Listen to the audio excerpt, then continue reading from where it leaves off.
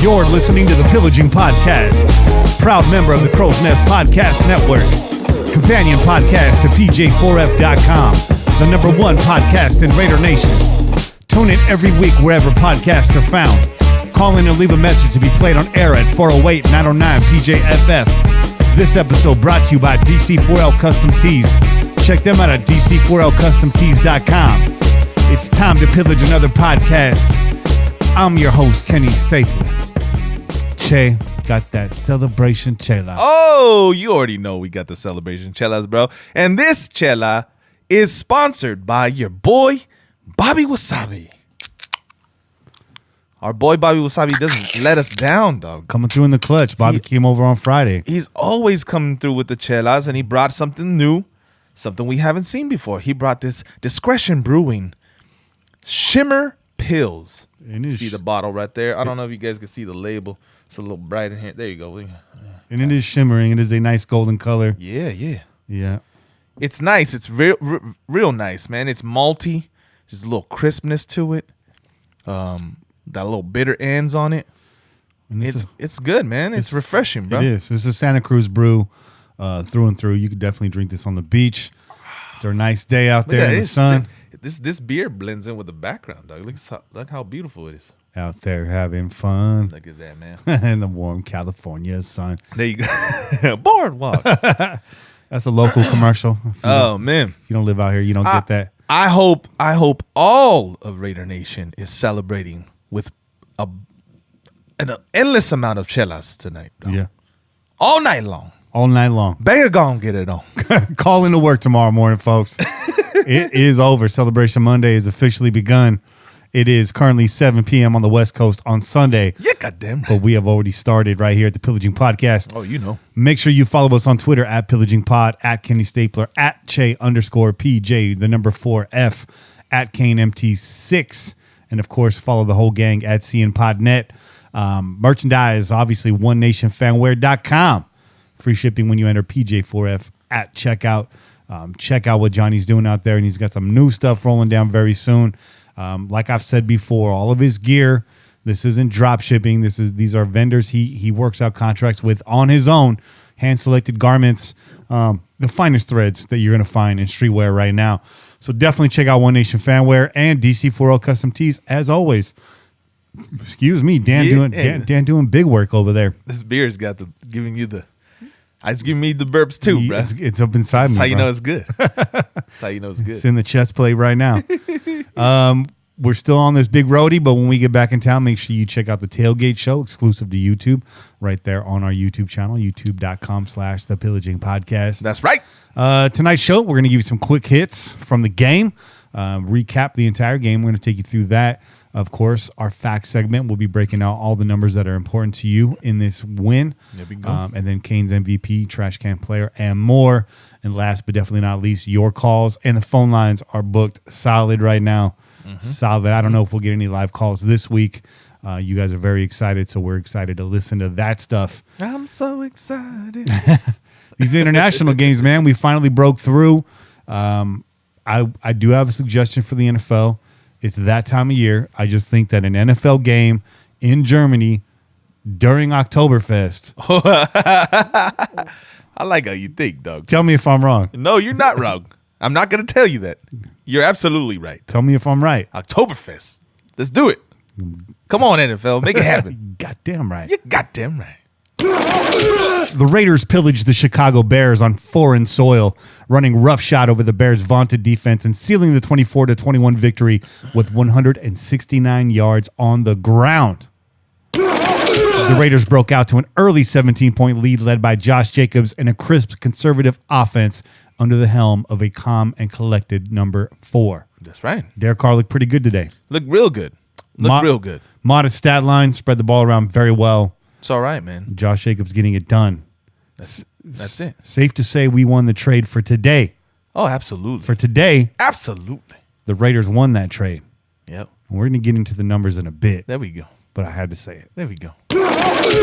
Khalil Mack was kept quiet all day, recording only 1 QB hit, 3 tackles, and the momentum-swinging fumble recovery caused by Oakland's own doing.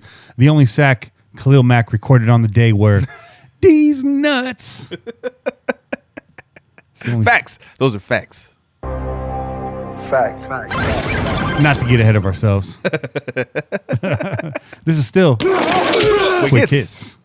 The fumble was just one part of a mistake-filled third quarter that seemed to get off to a good start when the Silver and Black held the Monsters of the Midway to a 3-and-out on their opening drive of the second half. Looked good to get started, right? Yeah, absolutely, man. It looked like we were just going to continue where we left off, man.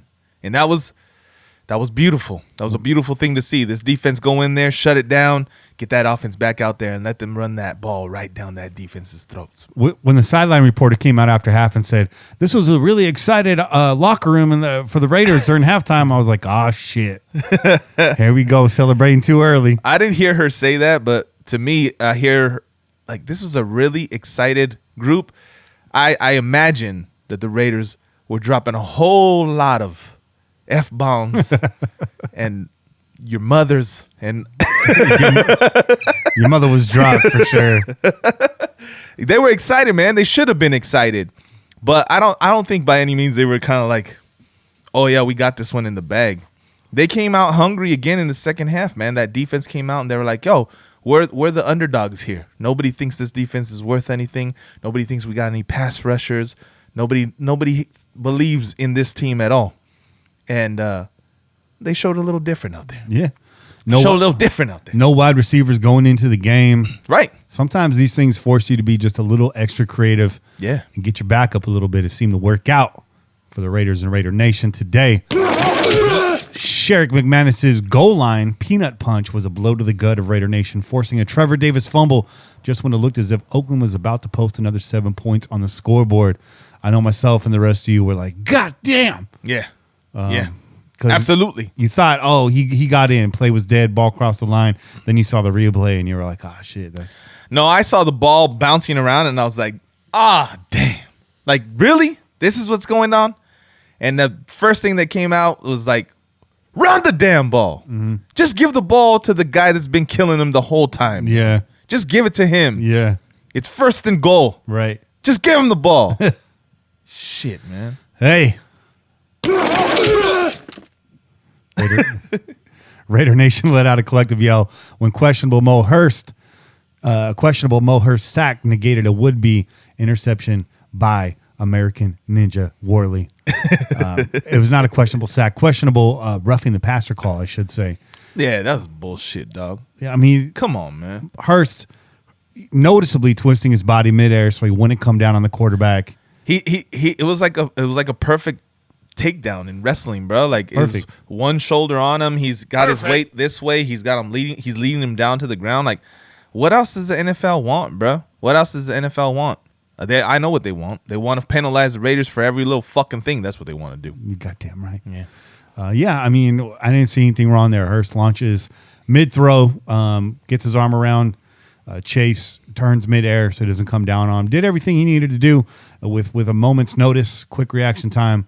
And they still got him with that laundry. So kind of a blown call there, in my opinion. But the Raiders, they don't stop fighting. Nope. Penalties and turnovers would continue to haunt the Raiders after halftime. The contest looked as though it would take a turn for the worse until the product of the Khalil Mack trade jumped back into the water. Yeah, goddamn it. Before that would happen, however, Chicago backed Oakland up to their own 3-yard line. The Raiders rallied with their longest game-winning drive in the fourth quarter in at least 20 years, aided by Erik Harris's 3-yard run on a fake punt after Chicago committed a running into the punter penalty on 4th and 6. I think it was actually 4th and 8. Setting up a 4th and 3, right, with Erik Harris' 3-yard run. Again, what looked like maybe another fumble. Saw the replay instantly, was like, they better get this right. Yeah. So really nice. Josh Jacobs scored his second touchdown of the game with a leap from the 2-yard line with a minute and 57 seconds left to play, capping that lengthy drive and propelling the Oakland Raiders to the victory. Of course, the first thing I said was, too much time on the clock. Yeah. Right? Of course. That's always our biggest fear, right? Don't act too much time on the clock, bro. Yeah, I mean, don't act like you weren't nervous. No, everybody gets nervous, bro. This is Raider Nation, dog. Raider Nation. That's how we live. And, of course, following that up with Gary Conley's icing interception that would end the game right then and there. And the Raiders would leave London victorious. That plane ride has got to be pretty turned up tonight. Oh, The bottles are popping, dog. Chelas are flowing right now. Got some bonus hits for you. Khalil Mack did not speak to reporters after the game. He had his head in his towel and looking at pictures of Derek Carr.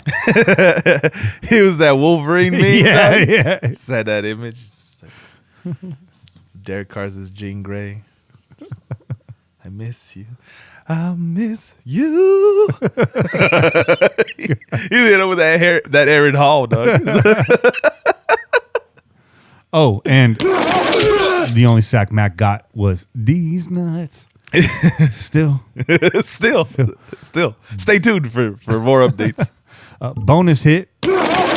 Raiders are now sitting alone in second place in the AFC West with a 3-2 record after the Chargers fell to the Broncos earlier today. So what's their record now? 2-3? Did they get 2 wins? I thought they were sitting at. No, you're right. They had gone 2-2, right? They had one last week, so they were 2-2. Now they're 2-3. That's right. Yeah, That's right. 2-3. That's right. 2-3. That's right there. 2-3. 400 in third place in the AFC West. Yeah. Gotta love that. Yeah. Oh, what's more? Prior to the game, Jay Glazer said that in conversations, Khalil Mack stated he did not want to play for Jon Gruden due to Jon Gruden's ego. Now, Jay's a pretty reputable insider, I will say that. Despite the fact that the man looks like a shiny potato, he is rarely very wrong. You know, With a mustache, yeah. He looked like a greasy potato, bro. That guy just took all the oil up, bro. He was in that oil bath, bro. He looked like a slippery potato, and bro. then he just dipped out. He was like, you ain't about to throw me in the fryer, motherfuckers. He looked like a potato in Vaseline. He's trying to stay moist. I mean, this congruent with this corroborates with the fact that, what we heard was Mac didn't want to be a Raider. We're not going to go into the whole argument again, but just very interesting. Very interesting. Yeah. Oh, well, listen, man, people have been on either side of this, right? This argument. What we try to do is try to really be as honest as possible. We didn't want to take a side. You could be the fanatic that said, how do you trade away a generational talent? And we absolutely feel that, right? And then you also can be on the other side that he didn't want to be here. And Gruden, they did everything they could. And so you hear that and you understand that too. Somewhere around the middle is what really happens, right? Mm-hmm. But we do know a few things, that there was no communication. There was no communication by said Khalil Mack with Jon Gruden. And Jon Gruden's only going to take so much of that for so long before he says, well, you don't want to fucking play for me, so all right. Yeah. Then let's just it'll be what it is then. And he did that, and he said, okay, we're going to start this fucking team. We're going to start anew with motherfuckers that really want to play for me and really want to be Raiders. And that's what we're starting to see on this team. So we can't be mad about the trade. Yes, Khalil Mack is that good of a fucking player. He didn't show it today. That's because we got a real good fucking game plan ready for him, ready to shut him down. But you look at the guys that we got in replacement of him. People were saying, how do you give all that money to Trent Brown? How do you give all that money to Trent Brown? He's not even that good of a tackle. He's not even the best tackle in the league, but you give him all that money and you wouldn't pay Khalil Mack? Well, guess what? Trent Brown, he showed you why you give him that money. Because guess what? Khalil Mack didn't do shit against Trent Brown. Played pretty well against the Broncos week 1, too. That's right. Just saying. So listen, man, I think that this team is moving in the right direction. We're putting the players in place that we need to make sure that this quarterback is successful, that this team is overall successful. And yes, we believe that Gruden is here because he really wants to see this team win. Mm-hmm. And he's going to do whatever the fuck he can to make this team win. So get on board. Well, get on. Or get the hell on then. Get on. Get the hell on then, man. There's 2 types of players in this league. Ones that listen to their coaches and their teammates, and ones that listen to their agents. Oh, and there's one that listens to his grandma too, but he's not in the league anymore. So we don't have to talk about him. Grandma, I'm free. No cap, Grandma. No cap. On the real though, listen to your grandma, man. Listen to your grandma. Yeah. Let's hit him with that injury update. Nah, there you go. Jacobs left the game briefly with an elbow injury, but returned later. Wasn't the only elbow injury we saw in the game. No. No. Hey, you know what, man?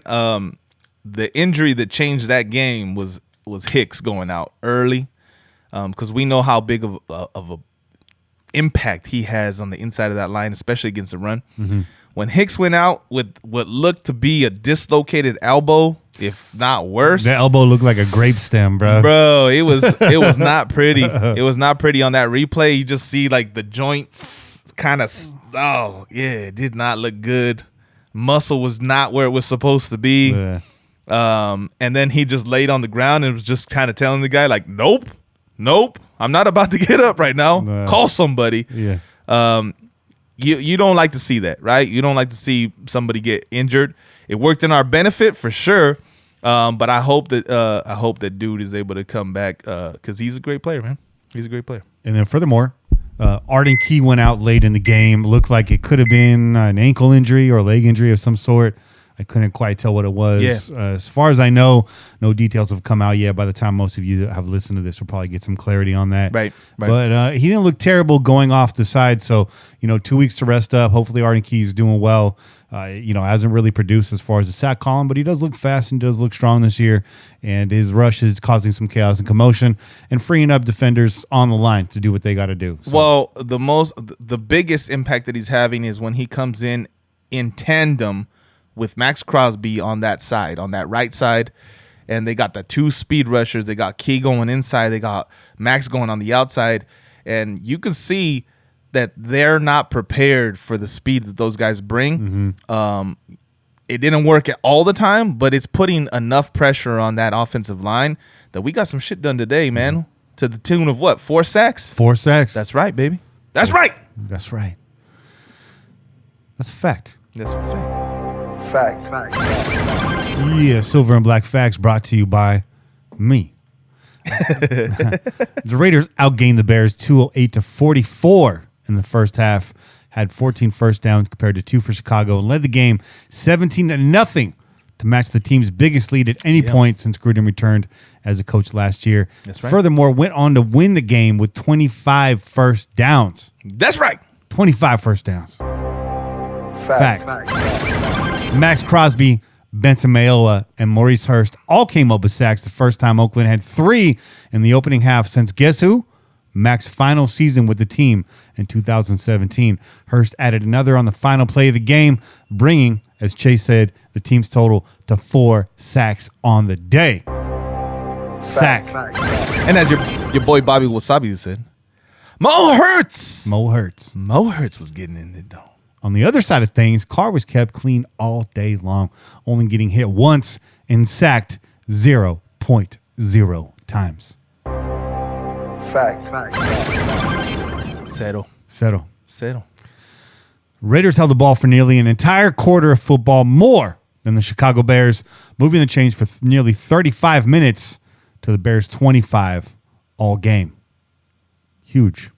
Bigly. Huge. Derek Carr's numbers were conservative again, all the while spreading the ball around to 9 different receivers. A balanced air and land attack netted nearly 400 yards of total offense for the Raiders in London. Let's take a look at some of those receivers. Yeah, let's look at him. Foster Moreau leading the charts, 4 receptions on 46 yards. 2 of those receptions coming on that final drive.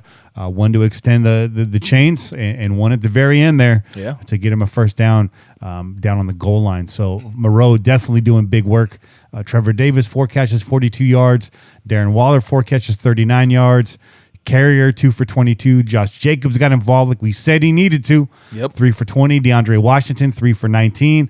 Jalen Richard, 2 for 18. Renfro, 1 catch. A big catch on second down. And he put the shakes on him. And put the shake and bake. Put the shakes on him, bro. Did a little mashed potato on there.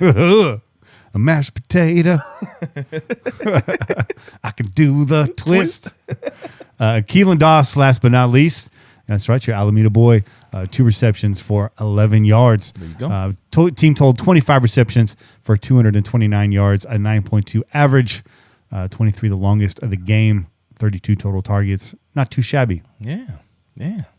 Not at all, bro. And listen, the fact that we got that many passing yards, that many receptions, completions with such a run-heavy game plan, hey, man, we were doing our damn thing.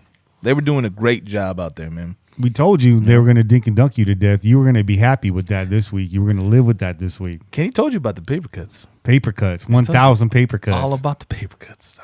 Well, they hurt so good when it works. It hurts so good when it works. Yep.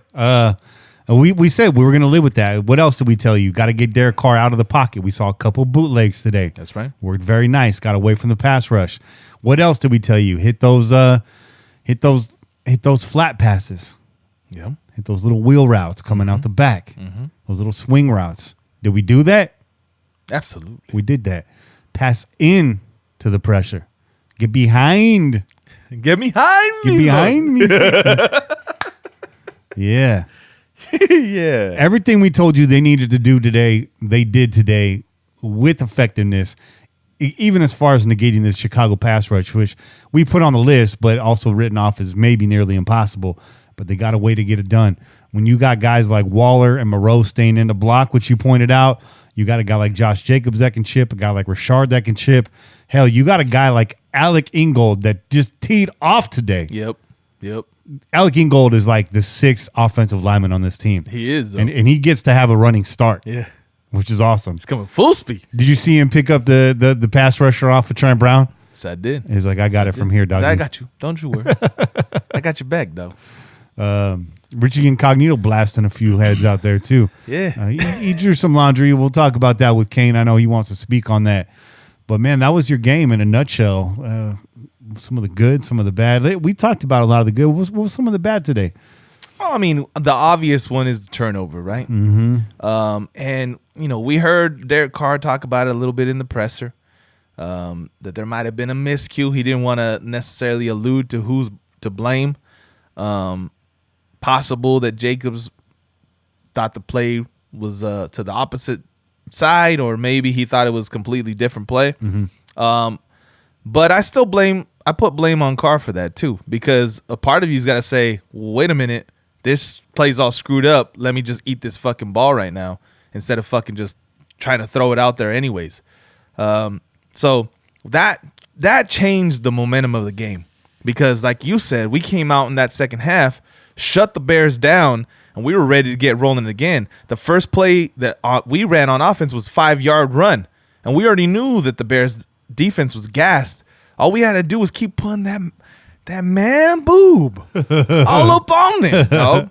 All they needed to do is put that man boob on them, dog, and we would have walked away with this game. Mm-hmm. But instead, they get that turnover. They get the ball right there on the 15 of our side, and they go in. They get a touchdown. Changes the momentum of the game. Now all of a sudden, you got pressure on you. Now you're not up 17. Now you're only up 10, and we saw what happened in that third quarter. Everything changed. He got loud in there. It got loud. This fake-ass home game that the NFL gave us in London without a home crowd. Like, come on, man. If it's going to be a home game, get with it, bro.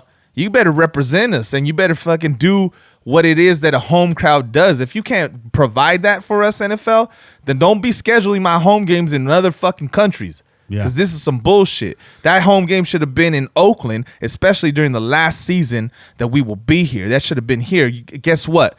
It would have been loud as shit and quiet whenever the offense was operating. Yes, this goes a different way. But I do definitely think getting out there early was a decided advantage. And I'll admit when I was wrong. Last week I told you guys the Raiders weren't going to win this game. But I did say that they would be in it more than most people thought just because of getting there earlier. I told you guys the Raiders were going to lose a close one. They ended up winning a close one. Yeah. A lot of things did not go our way, but a lot of resolve in this team. Yeah. Today. They showed us what they have, man. They showed us fight. And that's all we could ask for, right? We wanted to make sure that we didn't see another replay of Minnesota, them going in there. And after that first drive where they should have came away with points, and then you have a penalty that takes them out of field goal range, you kind of started to get this weird feeling in your gut like, oh, shit. Mm-hmm. Not one of these ones again. Mm-hmm. But the defense showed resolve. The defense said, you know what, we got you. We're going to get you the ball back. We're going to get you back out there so you can put that ball in the end zone. This team is coming together. It's coming together. Maybe we still need some extra pieces to really be something big, but this team is coming together, man. So get behind it, man. Some of the unheralded players in this game, we didn't really talk enough about them last week, but Max Crosby, man, only shows up with 1 tackle in the stat sheet, right? But was harassing all day long, and a sack, though. and a sack, yeah, and a tackle for loss. And I think he got a hand on a ball in there somewhere. He had hands up all game. He did, but it got caught. He got caught. But he did get his hand on the ball, man. I think he must have heard you last week because he had both hands in the air this week. I said you got to work on that left hand block, bro. That's what you got to do. You can't just let people go to the other side, man. They go to your weak hand. They're like, oh, you don't block with the left hand. Then you crossing over your body. You fouling people, dog. Yeah, you got to block with both hands, dog. Last fact before we get out of this, we kind of extended right there. Last fact. Fact. 3 guys: Erik Harris, Carl Joseph, Ventire Whitehead. All your leading tacklers. Carl Joseph with 1 less tackle, I believe, than Harris and Tyre. But all 3 guys were everywhere on the field today. Joseph was laying hit out there. Yeah. Laying big hit out there. Yeah. Carl Joseph, as was Harris. Harris had some nice finish-up tackles as well. And, of course, gets the ball on 4th and 3 to convert the first down. Real big play by Erik Harris right there. That was huge, and bro. you got to be proud of Whitehead. This defense did not look out of position all day today. He wore the green dot. Many people were critical of him all week. We didn't really go in on him. We thought, it's definitely concerning not having Burfict out. But Whitehead, man, you did your thing. You brought your lunch pail today, and that's the kind of guy you are. And the defense is, the guys are respecting you. And I think having 2 of those vets in that position really paid off. Absolutely. Whitehead really being the only one there last year. Something happened during this training camp where I think Whitehead probably earned a lot more respect, and obviously just the second year in the system. Well, I think it's comfort, right? He finally is getting the understanding of the scheme the second year. And he talked about it a little bit going into this game. There was he was interviewed, and I think that question came up. They're like, well, how do you feel? How comfortable do you feel being the person that's going to wear the green dot, who's going to be calling out those plays out there on the defense? And he said, he kind of like wanted. You could tell he wanted to like roll his eyes, like, motherfucker, how you going to ask me that question? But he's like, oh, I feel comfortable. Okay. This is the second year in this defense, and I feel real comfortable. We're going to be all right. I'm going to go out there, and everybody's going to do what they got to do. And that's what we saw the defense do, man. Yeah, we had some time in the second half where things kind of got away from us for a little bit, but the defense overall they responded correctly, and they depended on each other. Like one of the comments he made about the Minnesota game and those other games was people not trusting that their teammates were going to be where they were supposed to be and trying to do too much, right? Following a player when they weren't supposed to, or staying on one side longer than they should have, right? And that opened up the scheme for Minnesota. So he comes out and he says, you know what? As long as we trust each other, we go out there, we know that we know this defense, call the right plays, we follow coach's lead, and we'll be all right. Yeah. And that's what you saw. That's exactly what you saw, man. I think another guy that deserves some mention there is Hankins. Hankins, I know, got his hand, or seemed to get his hand on that last ball intercepted by Conley. Oh, no, that was Corey Leggett. Yeah, Corey Leggett, my bad, 94. Leggett, making an impact since he returned to the field last week. I feel like Leggett's, turning a couple heads. Now, I don't know if he got his hand on that ball or as you stated earlier, if he just changed the trajectory of it. But that hand in that play, go back and watch the replay. Big difference getting that hand up. Disruption, though. Huge. Disruption. He disrupted that play. And I'm not saying that it would have been completed otherwise, because it looked like it was a lost cause. You had a fucking gang of Raiders all in that area with one receiver. But the fact that he put the pressure, and the pressure was being put on Chase Daniels by the whole defensive front, he just threw the ball up. And he crossed his fingers, hoping somebody on his team would come down with it. Khalil Mack wasn't walking through that door. No. He doesn't catch balls. No, he doesn't. He doesn't win games. But we told you that already. Facts. That's going to be our new tagline. We told you that already. Fact. What else to say about this game, man? Some of the bad, some of the bonehead mistakes. I think Kane's going to point some of that out, so I don't want to steal his thunder too much there. Yeah, but yeah. just some of the penalties. But overall, how many penalties did we have on the day? I'm not even sure. I did not even look at that earlier. Let's see if I can get it quickly here. Maybe not. Maybe I ain't got it. Well, we'll save it for the second segment. Oh, here we go. So the Raiders, 6 penalties for 69 yards. The Bears, 10 for 75. So overall, fairly even in the penalty there. But 6 in an international game, I like that. Yeah. And take that roughing the passer call away. Yeah, that's bullshit. We'll bring it down to 5 and remove 15 yards. So not too shabby there, Raider Nation. I know you guys got to be excited. We're excited. We're so excited. We brought 2 beers to review. Excuse me. Bobby Wasabi brought 2 beers for us to review. So yes, he did. Should we take a small break, Che? Yeah, let's take a break so we can get this other chela up here done. All right, we're going to take a break. We'll come back on the other side with another chela, Kane's Corner. We'll look ahead to Green Bay, and we'll take your phone calls. So stay tuned, Raider Nation. Hang in there. I'm Kenny Stapler. And I'm your boy, Che. We out here. Peace. Go Raiders.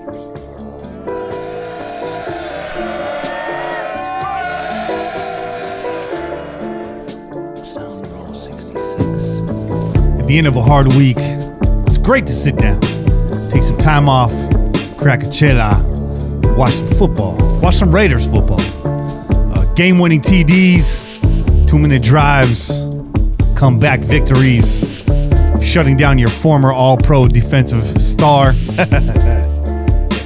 There's nothing else like the NFL, and there's no better way to make games even more exciting than to put some hard-earned money on them. You're a smart football fan.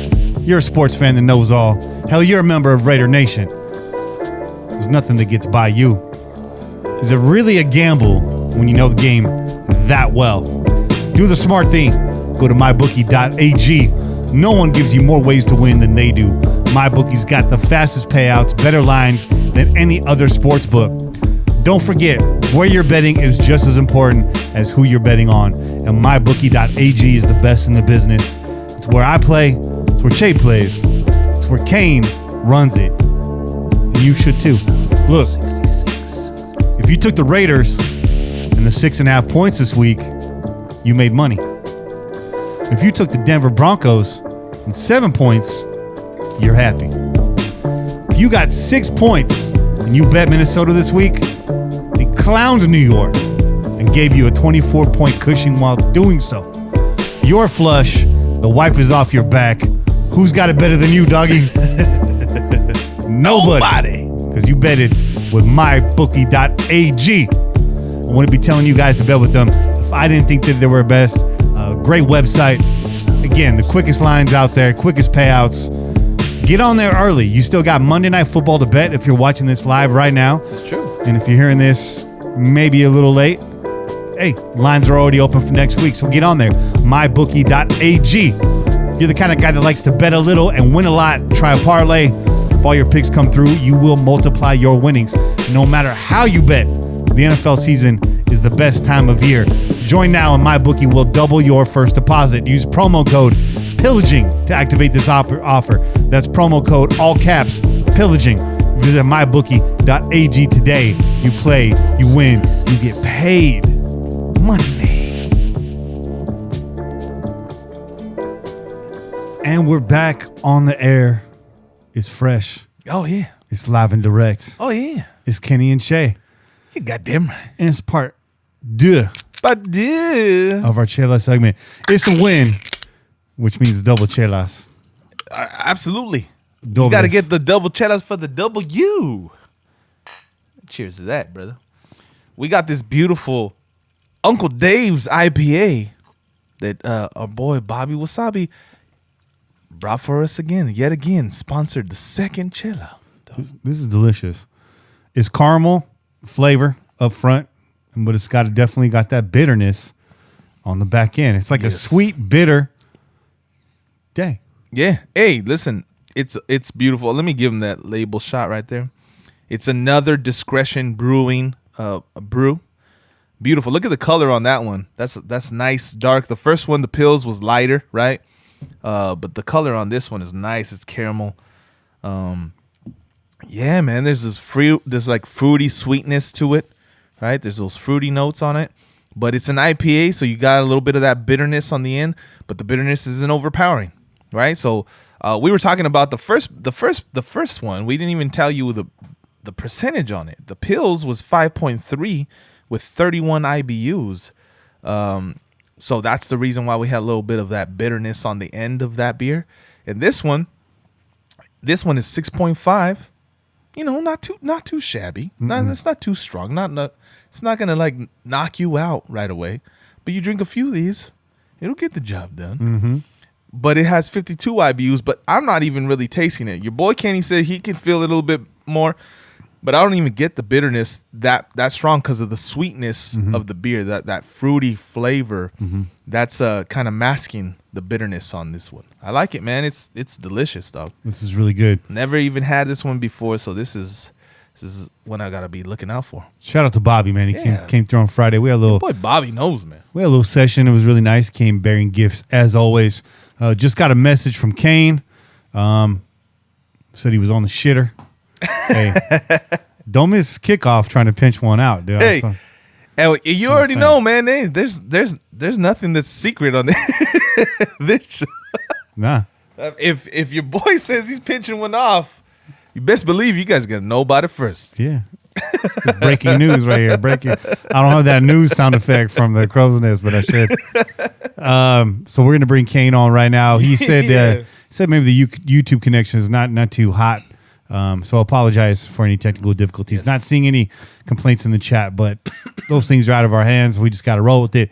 Those of you listening to the audio feed, clear, pristine audio quality as always for you guys. So absolutely. Count your blessings. And you don't have to look at my ugly face every Sunday night either. Wish I was born rich instead of good looking. You know what I mean? Speaking of which, I actually went to the Halloween haunt last night. Hey. Yeah. Saw some scary houses. Hey man, you talking about how ugly you are. I was thinking you were about to say you got a job application or something, dog.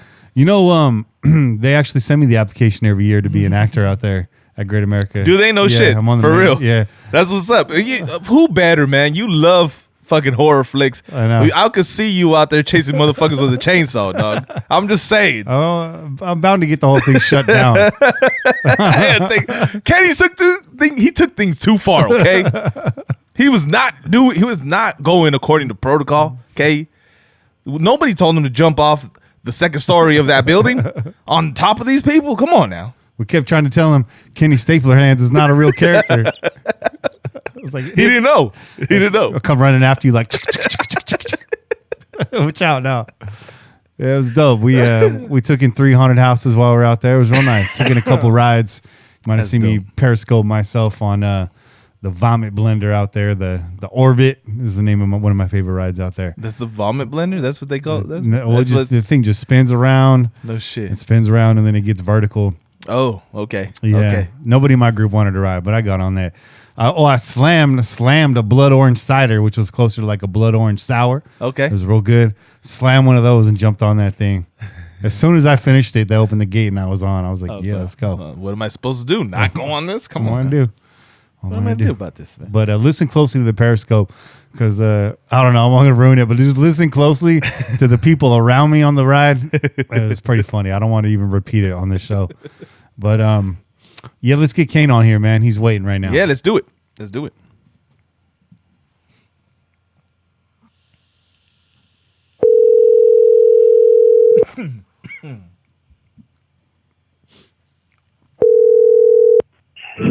Hello. There he is. What's up, Kane? Yeah, boy. Hey, what's happening? Hey, it's Kane's Corner, brought to you every week by NFLshop.com. Go to pj4f.com. Click. I said click. Click. on that NFLshop.com banner. And anything you purchase on the site, we get a little kickback. Help keeps our pirate ship afloat on the water. And right now, sitting at 3-2 in the AFC West, we want to stay on top of the water. Ain't that right, Kane? Yes, sir. I'm juiced about the win today, man. Shit, we played a good game, man. Well game plan. Game plan was well thought out. Oh yeah. He probably started game planning for this game when the schedule came out. I wouldn't doubt it, man. And it all started with that decision to leave early, and I think that made all the difference in the world, at least in that first half, because Khalil Mack and the rest of that defense looked gassed in the first 2 quarters almost immediately. It wasn't until the third quarter that we let them back in that you saw the momentum kind of get up under their wings a little bit. But down the stretch, we saw the same thing again. They were getting pushed around out there. Hey, yo, after that Indianapolis game, though, you got to imagine that flight to London right after there, you had to have Gruden, Ole, and Derek Carr all cuddled up together in that front seat. Yeah. And Gruden was just fucking talking all night long, dog. No sleep in this fucking plane, bro. You better get this shit straight, Derek Carr. Yeah. That's right, man. So some of the key advantages in this game, what were some of the things that you saw the Raiders do, Kane, that allowed them to get this victory? Well, we first of all, we dominated on both sides of the ball in the trenches. Right. That's right. We shut their run game down and we ran the ball well. And we neutralized Khalil Mack. 0 sacks, 3 tackles. I'm proud. Hands up, hands out to the Raiders offensive line and Tom Cable for the game plan against Mack. It was awesome. I can't even think of a word for it. I'm elated right now after this victory. Yeah, but that's the keys, man. I mean, right there, the trenches. We won the game in the trenches. We didn't have our receivers.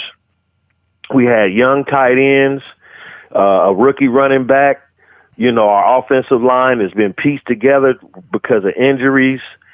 And Incognito back was, he was listed as questionable coming into the game. I mean, we put it together, man, in the trenches. That's where it all started, and that's where it all ended. So with so many great players getting the job done on both sides of the ball down there in the nasties, who are you going to give this MVP to? I'm going to give the MVP, the game MVP. Mm-hmm. You talking about the shit? I'm going to give the MVP to the O-line, man. Come on now. You got to give it to the O-line. I ain't never seen Derek Carr so clean in this last year and a half than I did today. Now, clean pocket, time to look downfield. I'm O-line, hands down. Now tell me if I'm wrong, but the Raiders would be the first team this season to hold the Chicago Bears sackless. I'm going to use the word sackless for an entire 4 quarters of football. Am I right? You're right. And you know what else they are? They're the first team to put up that much rush yards on the Bears. That's right. In a game. That's right. In the last since Mack been there. So the offensive line, you're the real MVP. You're the real MVP. Mm-hmm. Can't argue with that. The whole line. You know what? You know who's been doing well is Good. I think Denzel Good has been doing. Hey, that was our concern, right? With our boy Devy going out last week, and we talked about him being out for the rest of the season, and how we were hopeful because once Gabe got back, then you knew you had that solid guy back there. But all of a sudden, Good gets in there, looks solid, dog. He looked really solid, and it just goes to show you how another year in the system, another year in the scheme, another year of maturity really pays off for these guys. And I think we're in good hands, man. I think this offensive line is starting to surprise people, man. It's a beautiful thing. And absolutely, man, Kane got it absolutely right. It's the MVP of this week, man, for sure. And shout out to Richie Incognito, who showed up on the injury report this week for getting out there because it was looking real dark there, thinking that Richie wasn't going to be able to go. 64, definitely an asset today, but not all good for Richie Incognito. So who's your trash can player this week, Kane? You know what? Y'all going to be mad at me, the people that's listening to this, but I'm going to say Richie Incognito was our trash can player. He took us out of scoring position 2 times. This game could have been, other than the Carr mistake, this game could have been, we could have won by at least 10 more points had Richie Incognito not took us out of scoring position twice. Yeah, I'm not going to argue with you on that. With the game, without that pitch gone wrong, Che had stated earlier, this game could have been a rout. So with that said, and just the fact that they fought their way back in this was a team effort all the way around. Finding a Reggie Nelson trash can player of the week on the squad was going to be difficult. Yeah. So who do you got to give it to? We only had 6 penalties on the day.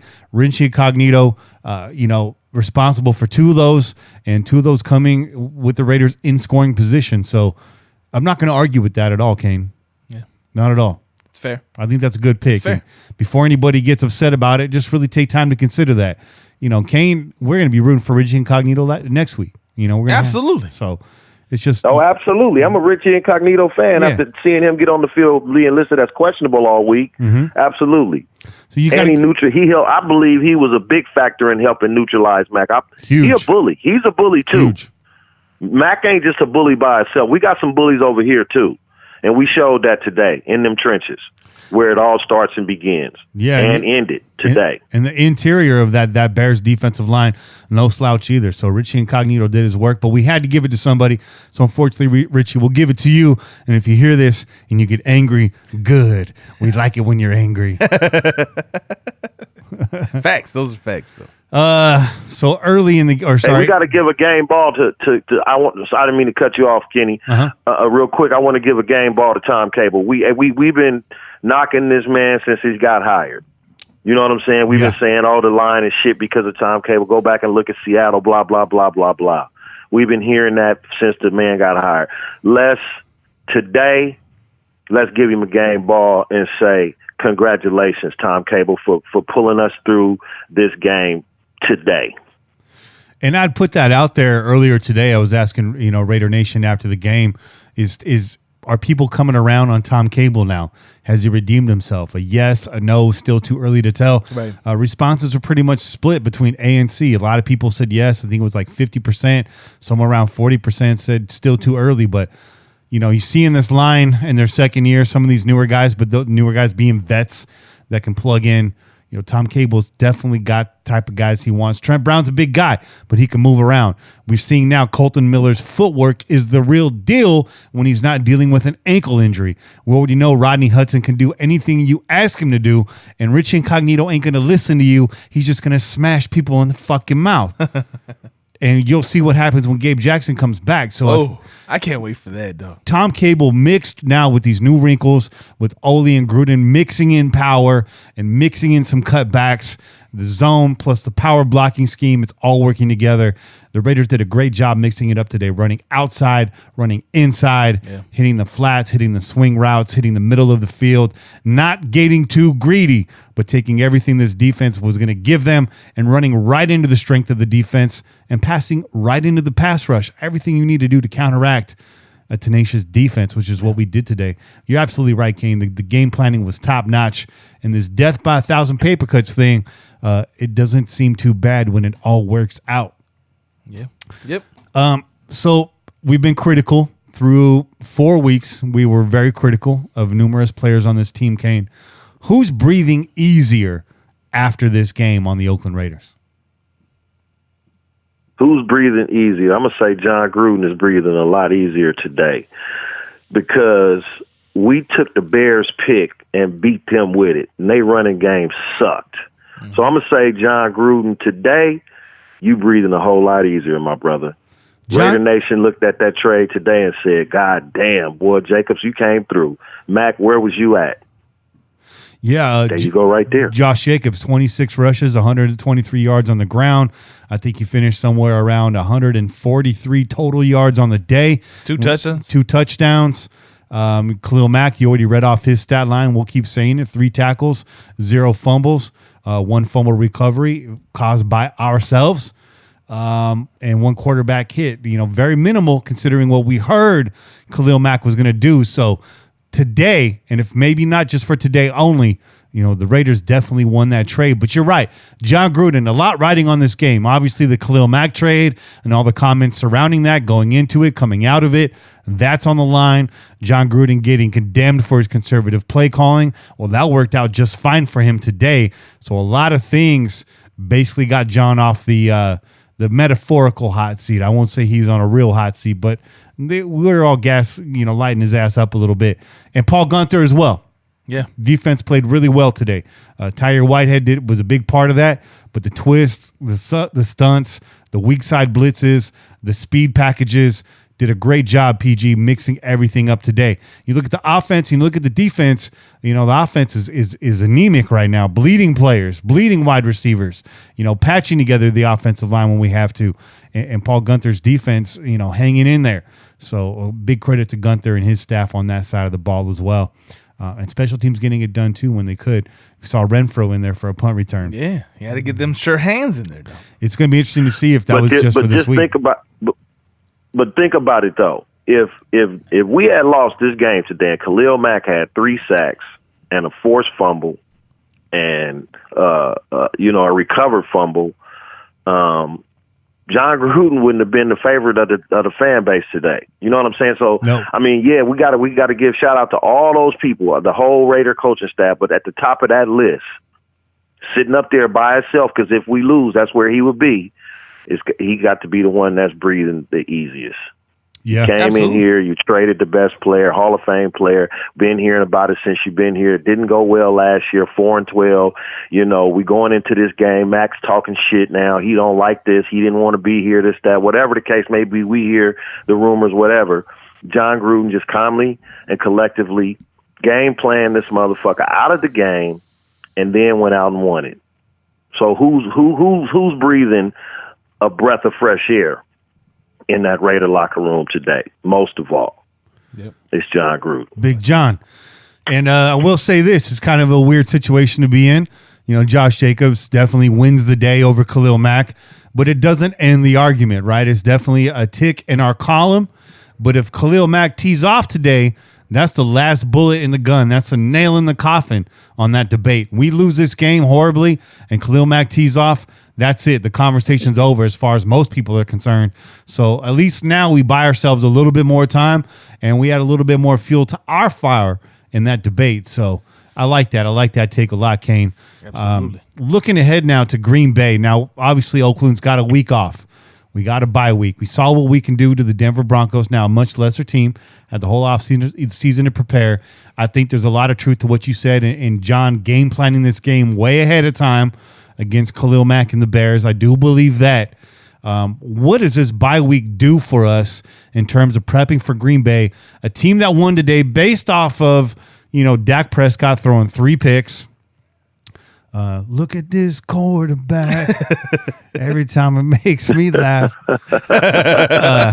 Somebody sent me that meme today with Dak's picture. But let's talk a little bit about this Green Bay game. I mean, we got a lot of time to talk about it, but let's dive right in. This is a team similar to Oakland in some categories, but they are one of the worst run defenses in the league. They're averaging I think about 142 yards per game, which doesn't seem right, but I looked that up on ESPN's team standings.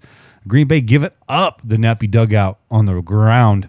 Green Bay stingy in the red zone, however, giving up a lot of yards on the ground, but only giving up 69 points on the season. So I think that's like top 10 for them. They got a +4 turnover differential today. Again, helped out 3 interceptions. And then both offenses ranked evenly in terms of yardage. I mean, those are kind of the numbers there for Green Bay and Oakland. What are some of the keys to beating Green Bay? Run the ball. Yep. Mm-hmm. Right now, yeah, run the ball. I haven't looked at the numbers, but I got to say Josh Jacobs is a top 5 rusher in the NFL. I can't be wrong with that. I mean, without looking at the numbers, and I'm throwing this out there, but shit, he's got to be in the top 5. I'm going to look it up for you right now. You got to run the ball. This is a strength of our team, huh? I'm going to look it up for you right now. Oh, okay, yeah. This is the strength of our team. The run the ball and get the ball to the tight ends. That's what we do. We even got Foster Moreau looking good as a tight end right now. So running the ball and getting the ball out to the tight ends, getting the ball out to even Trevor Davis is showing up, giving us a little something for the defense to look out for. But for the most part, against Green Bay, you need to run the ball, win the game in the trenches again. This is what we do. This is our identity now. So Josh, this is what we got to do going forward. Josh Jacobs is 73 yards off of the first place. Chris Carson for Seattle, number 1, had a big game, obviously, on Monday night. But Josh Jacobs, 62 rushes for 370 yards, currently ranked 11th in the league on rushing yards alone. This is also after a limited game against Minnesota, right? Yep. So we haven't seen him go out there at full strength all 4 games, man. So I'm gonna give him benefit of the doubt. I think what he's been showing on film definitely tells you he's a top 5 back. And after today's performance, even more so, because it doesn't look like they have today's numbers added to that tally. It doesn't. No. It doesn't know. And I think, too, Josh Jacobs, obviously number one amongst rookie running backs. And I don't think that's actually very close. He's definitely getting a lot more run than he's the other killing rookies. everybody, bro. Yeah. There's not another rookie running back that's even close to Josh Jacobs, man. He's running away with the rookie of the year, bro. 11th is pretty far down the line. He doesn't look like he's playing 11th ranked rushing. You know what I'm saying? Like Chase said. But that's after 3 games, think, dog. That's after 3 games. Those stats that are on that list right now, they're not updated to this week. So at the end of this week, you'll get updated stats. That's after 3 games, and that's where we know he had 2 games, really, right? He had the Broncos game. The Broncos game, the Chiefs game, and then Minnesota, he was not really all 100%. And then we had the Indianapolis game, right? So 4 games in total, but really 3 games of full performance. And Josh is in that offensive rookie of the year conversation as of right now. Absolutely, he's the leader. He's got to be the leader. He's up there in there, man. Right now, yeah. Except for your boy Gardner's Minshew's. Gardner's Minshew's, bro. I know we're saying it wrong, but I'm gonna continue saying that because it's fucking funny. There's no way they give Gardner Minshew the rookie of the year, but although he's playing good football, I'm not going to take that away from him. He had like 300 something yards today and fucking like 2 touchdowns or some shit. Man. Yeah, well, if Josh Jacobs gets the rookie of the year, then you got to say, and we said it's over today. We can stop talking about the debate, the trade with the Mac shit.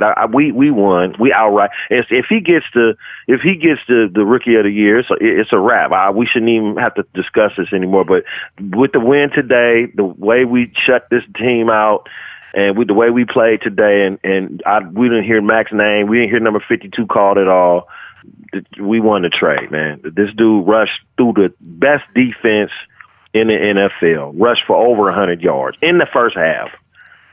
So that's got to be put to bed after today. Mm-hmm. And especially if he gets rookie of the year. Definitely we don't need to talk about that no more. But I mean, even more so to that, Kane, it's not even just the straight up trade for the picks, the number 1 picks that we're getting, that we got for Jacobs and the one that's coming next year, but we also, all that cash that was put aside to be able to pay players like Trent Brown, that also goes into effect. And when you get a fucking guy like Josh Jacobs, Trent Brown, at 24, and then you pay Trent Brown, who everybody said overpaid. We overpaid Trent Brown. He's not the best tackle in the league. He shouldn't get paid that much money. But we saw why you pay a motherfucker that much money today. Because Brown shuts motherfuckers down, man. He shut it down. Khalil Mack was scared of Trent Brown. He didn't even line up on that side not one time. He should. And Trent Brown neutralized his ass last year. Hey, when he was on New England. He should have been scared of him, man, because I seen fucking Floyd on the opposite end trying to fucking run across the backfield and fucking bumped into that fucking Trent Brown's ass and went flying about 5 yards, bro. So you got Tecmo bowled out. He better be scared of Trent Brown, man. That's a big boy. Brown. Yep. Yeah. Man, hey, so what's up, man? Can we beat Green Bay? Can we keep this momentum going? I kind of wish we didn't have a bye week this week.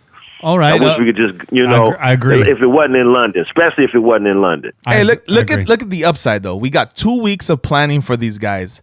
These guys can't really focus on us because they got another team they got to face before they get to us, right? They don't have a bye week, right? Am I right about that? Can we check on that? The Packers? Green Bay don't have a bye week. No bye week. No. So they're going to be planning and scheming for another team. We got 2 weeks of scheming for this defense. Now, this is a much improved Green Bay defense, like you said.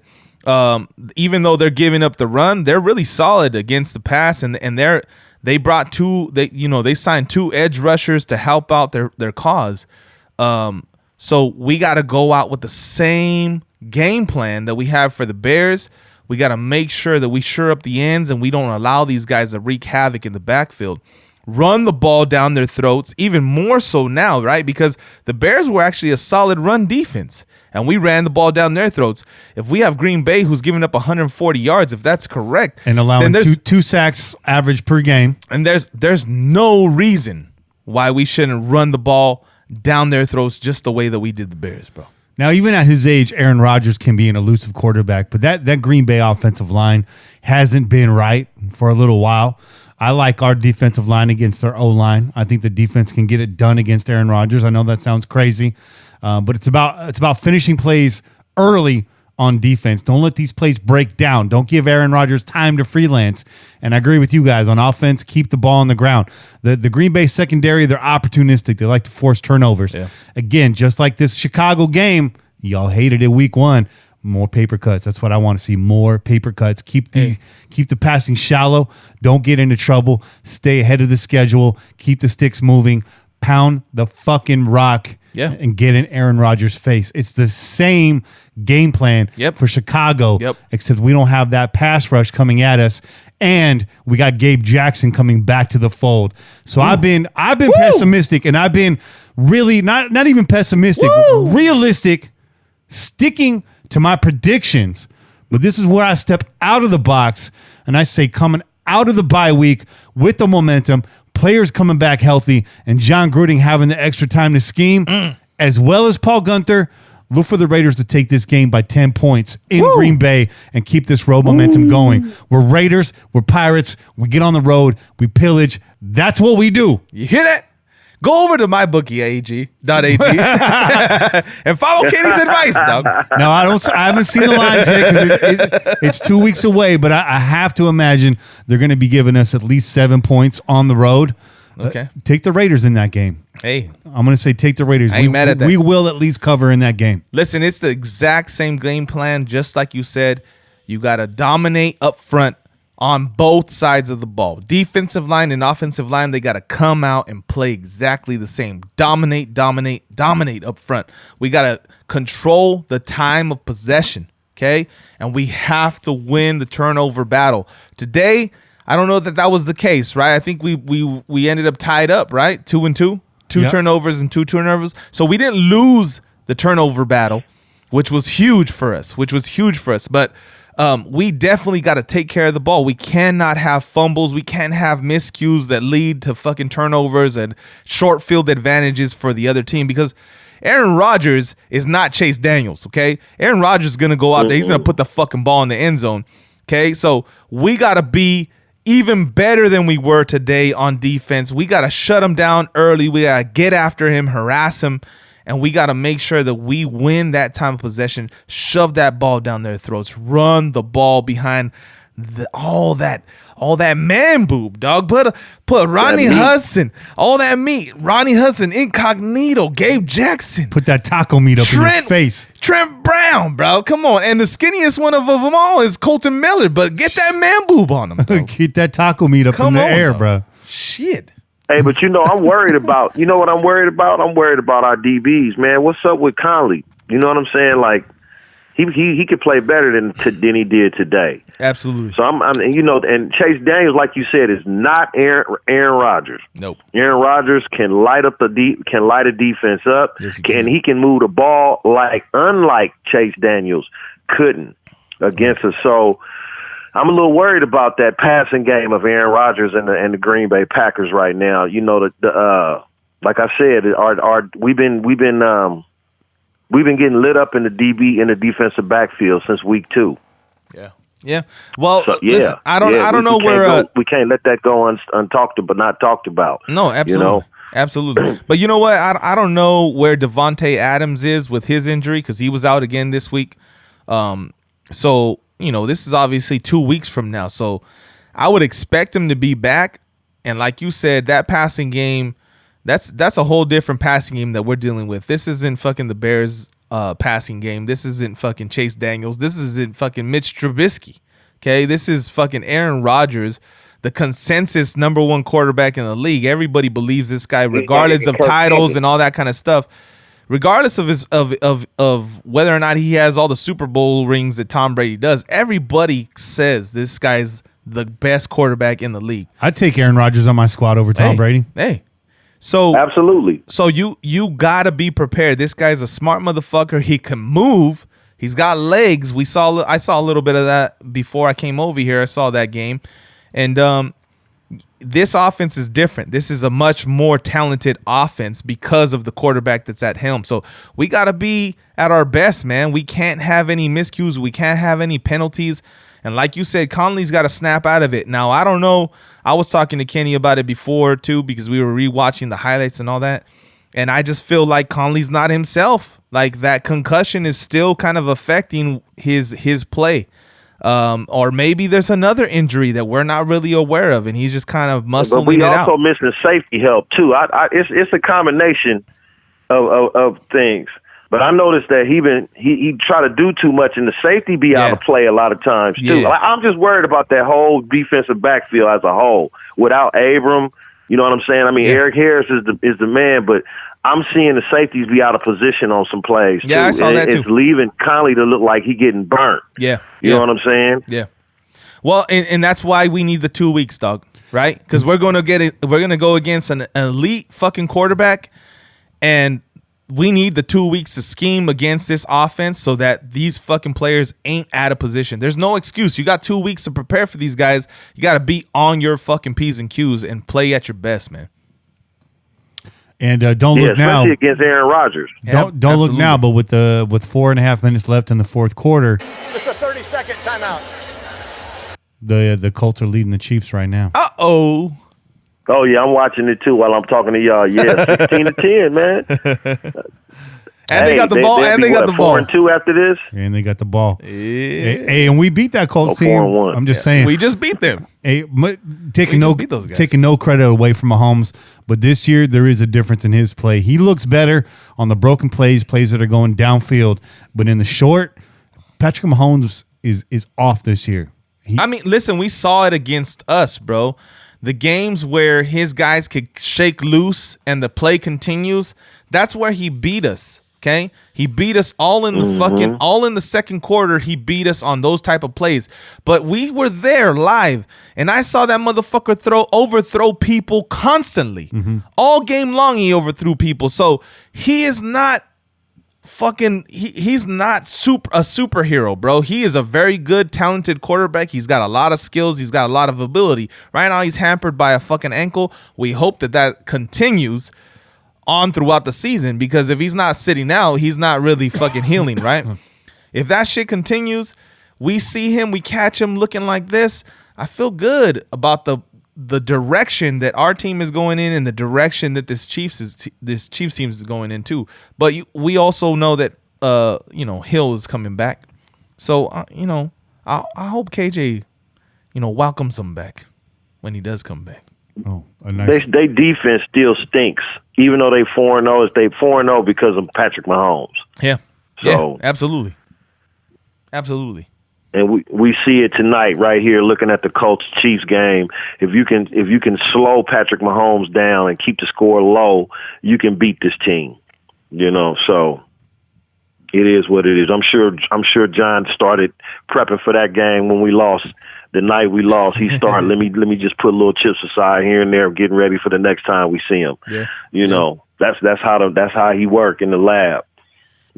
So all night long, dude. All night long. Gruden's in the lab all night long. All night long. All night. You can imagine that team the way they coming back on that plane right now. I bet you that plane got music going. Oh. You know what I mean? They having a good time tonight. Man, they're having a good time on that plane tonight. They done went through a lot of 12 pegs. So I went out on my limb with my prediction against Green Bay. I told you what it's going to take to get it done. You guys are a little bit more tentative, telling us why it might not get done, but plant your flag. Where you guys at on this game? What's your predictions? We're going to get this win. We get this W, I'm gonna man. stick with what I said going into I'm gonna stick with what I said 2 weeks ago, and I said we gonna beat the two teams that we beat. We beat them. Hey, look, I'm a diehard Raider fan. I like the way the team is playing. I like the way the direction the team is going, like Chase said.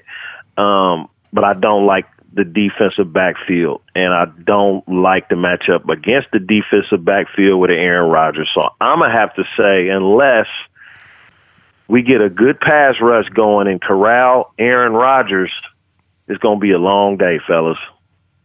That defensive backfield needs some help. I can't disagree with that, but I'm gonna go ahead and put faith in PG. And this defense is not the defense that we've known in the past. Yes, we had some issues in the backfield. You're absolutely right for fearing that. But I'm gonna go ahead and I'm gonna say, you know what? I'm gonna believe in this defensive front. I'm gonna believe that we're gonna start causing some more pressures as the season goes on. And with Mad Max out there, dog. Mad Max out there on that edge, and then you put another speed rusher inside of him, that changes this defensive front. The pressure that they create, even if they don't get to the quarterback, just the unsteadiness of the offensive line, the opposing offensive line, it just changes plays up. And so I'm gonna go ahead and say that we're gonna see a little bit more of that, man. I want us to win this game. I'm gonna go with my heart today, and I'm gonna say we're gonna get this W by 7. 7 points. 7 points. We had by 7. Okay, I say we keep it within 7. All right. We got a lot of folks on the chat. Got Good Doc saying 31-27, Raiders victory. We got Sean predicting another Raiders victory, 28-24. A lot of close ones. You good? I'm good. You good? Drink that water. And tell me this: I'm getting choked up watching. Chase Daniels moved the ball when he moved the ball today. Yeah. You know what I'm saying? We should before we make these predictions, we should go back and look at some film and then come back after the bye. We can say what we really feel because Chase Daniels moved the ball, and that's Chase Daniels. Yeah, but this was after and LaMarcus Joyner. Go ahead. We just it's what it is. I'm gonna have to go back and watch the game film, but I'm worried about the defensive backfield. I don't disagree with you, but this game changed with that fumble, dog. Okay, we shut down that Bears offense the first play of the second half, and the mood, the momentum completely changed. We know momentum actually is a real fucking thing, okay? And when you're playing a game that's supposedly a home game away from home in another fucking country with a fan base that isn't really supporting you like your home fucking fan base would, that changes things. So I'm not going to put that much money on what Chase Daniels did against this team because that's a weird fucking complexity, right? The defense was showing out. They were shutting it down. They weren't doing shit on us. They could not move the ball. They could not score on us. It wasn't until they were first and fucking on the 15-yard line, basically handed them a touchdown that all of a sudden the momentum changed, the pressure built against the Raiders, and all of a sudden we started seeing miscues and we started seeing things happen for Chase Daniels. So, yes, again, Aaron Rodgers isn't Chase Daniels. He's a much, much, much better quarterback, and we can't have that happen to us. We got to put the pressure on and keep the fucking pressure on this guy because he'll eat us up. He'll eat us up. But I feel like this team is different, bro. Feel like this team is different, and we have the ability to fucking beat the Green Bay Packers. Kane, thanks for keeping us grounded every week, man. We appreciate you. I can roll with that. I just hope we do. Hey, listen, I want us to win every game. You know what I'm saying? But one of us got to look at the bad outcome of this thing. So it just happened to be me tonight. For sure. I just feel like for sure. I'm not disagreeing with you. For the defensive backfield. So, Kane, thanks for keeping us grounded every week, man. We appreciate you calling in. Before we get too far into that Green Bay victory, take the rest of the night off. Enjoy this W. Drink some chelas, though. And go Colts for the next couple minutes here, right? No shit up. Yes, sir. All right, bro. I'll talk to you tomorrow. Have a good one, bro. All right, y'all. Take it easy, fellas. All right, bud. Peace. Peace out, dog. Just watching the Colts go up by 9 now. Mahomes and the Chiefs at the 50-yard line trying to get something moving here. We'll see how this shakes out. We'll keep you updated. In the meantime, it's time to take some of your calls. And we got a lot of calls. We will not be opening the phone lines tonight. This one comes from the 435. Let's go. What's up, Kenny? What's up, Che? What's going on, Pillagers? Raideroo. Just pretty stoked about that win. I know it was ugly, but it doesn't have to be pretty as long as you come away with a W against a solid team. And to hold that defense to no sacks is outstanding. Nice to see us finish the game with the sack. Close it out. Good job, Maurice Hurst. I don't know. I'm probably all over the place. I can't think straight right now. I was nervous. Now I'm excited, and I get to go to work on Wednesday and give a couple Bears fans there a hard time, and I couldn't be happier. All right, guys, let's go Raiders. I'm out. Thanks for the call, Rue. Don't hear from you enough. Give those Bears fans hell. Give them hell. 570. What's cracking? Hey, Kenny Che, Pillaging Podcast. First time, long time. Brad out here in Pennsylvania. You just had a nominee for Trash Can Player of the Week. It's got to be Brent Musburger. Oh. This dude can't even tell which team's scoring on the radio. I'm way out here in Pennsylvania, so I can't see the games, and I got to rely on this clown calling them. He's also just as excited when the Bears were making a play as when we were. So book it. Musburger, Trash Can Player of the Week. Go Raiders! You know, we've been pretty kind to the radio broadcast, mainly because Lincoln Kennedy's doing such a fantastic job over there. And we didn't want to harp on the Greg Papa thing too long after it happened. We kind of said our piece on that. But Brent Musburger, for the most part, has been absolute garbage this year.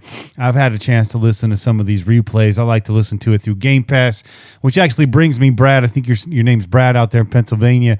Spend the $100 on Game Pass, bro. It's worth it. You can watch the game after it happens. And in fact, this year, I've been able to watch most of the games live. So for $100, you get every single game in the league, dating back, I think, to like 2009. You get the, the condensed version, the full game without commercials, and the all 22 coaches film on Tuesday mornings or Wednesday mornings. So, Brad, I definitely recommend that. Yeah, Brent, there's no secret why he's rooting for other teams. Dude's a gambling aficionado.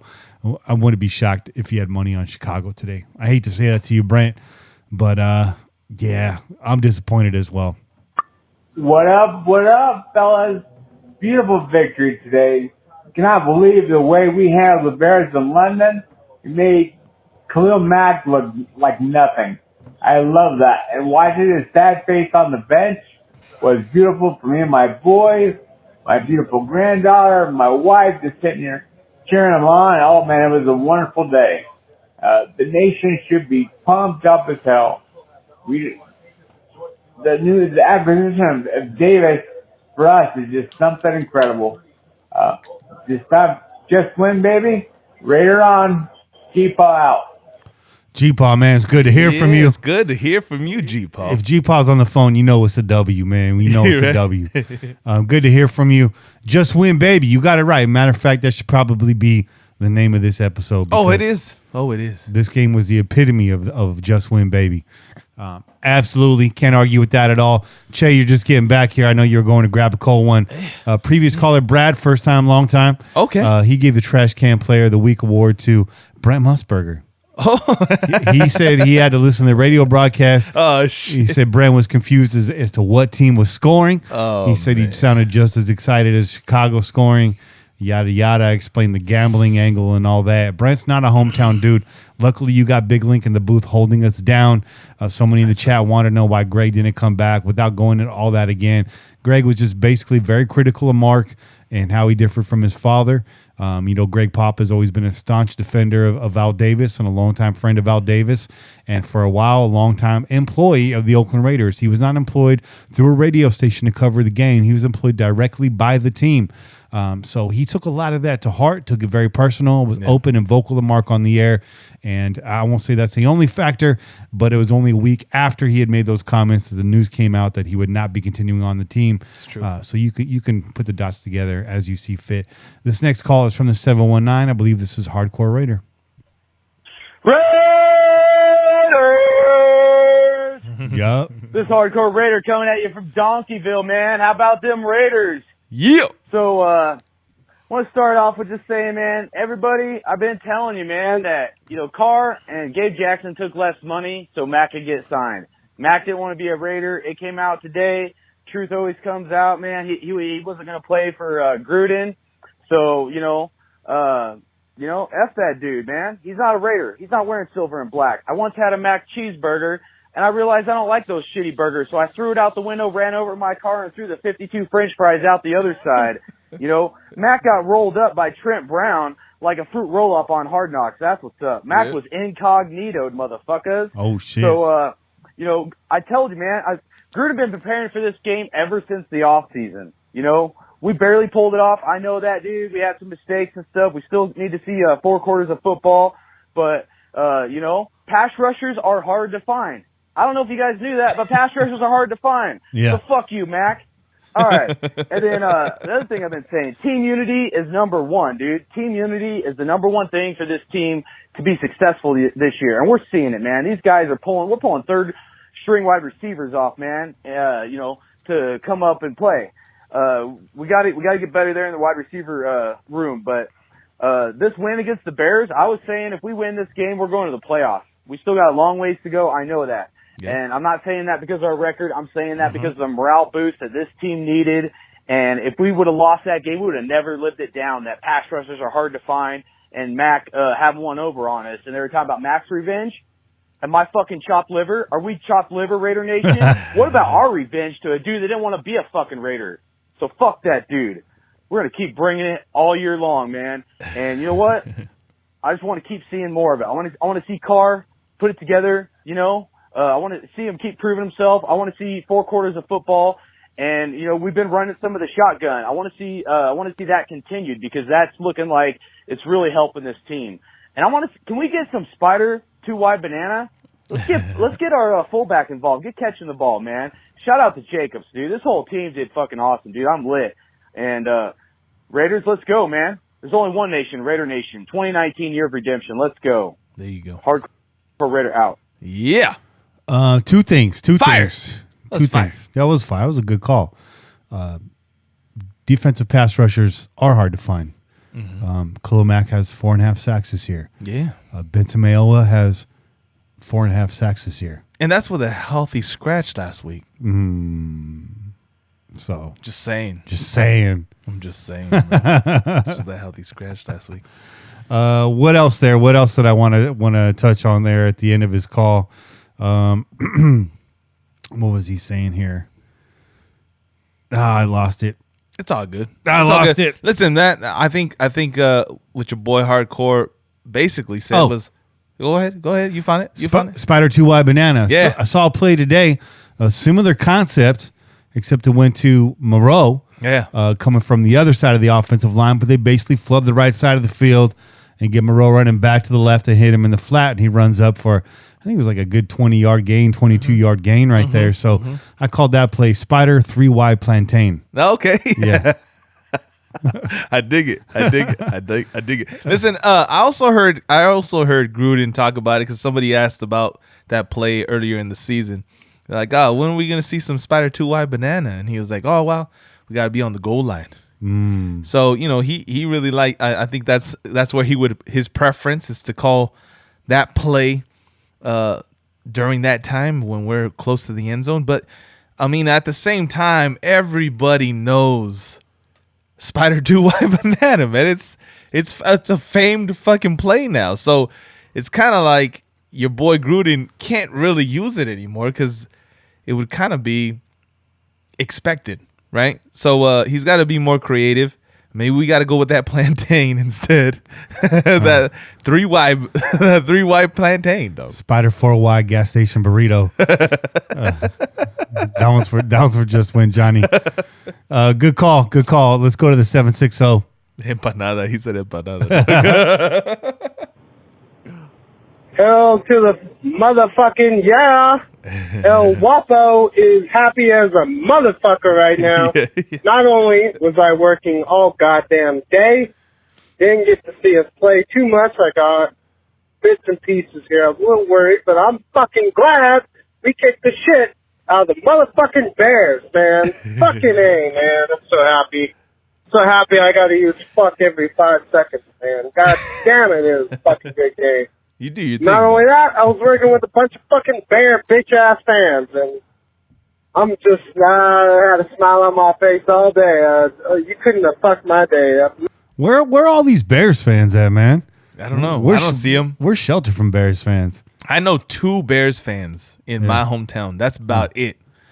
And I just saw one of them earlier this week at the hardware store. He was wearing his Bears hat. Didn't say anything. I just kind of I was like, hey, how you doing, bro? No comment. It's good to see you, dog. Took that Khalil Mack angle.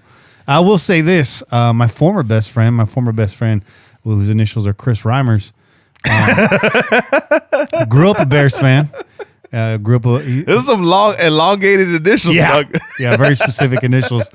Family was dad was a Chicago fan, so a legit Chicago fan. Hey, can't be mad at that. Grew up out here, introduced me to the Bulls, and definitely kept an eye on them in the '90s, even though I'm a Warriors fan.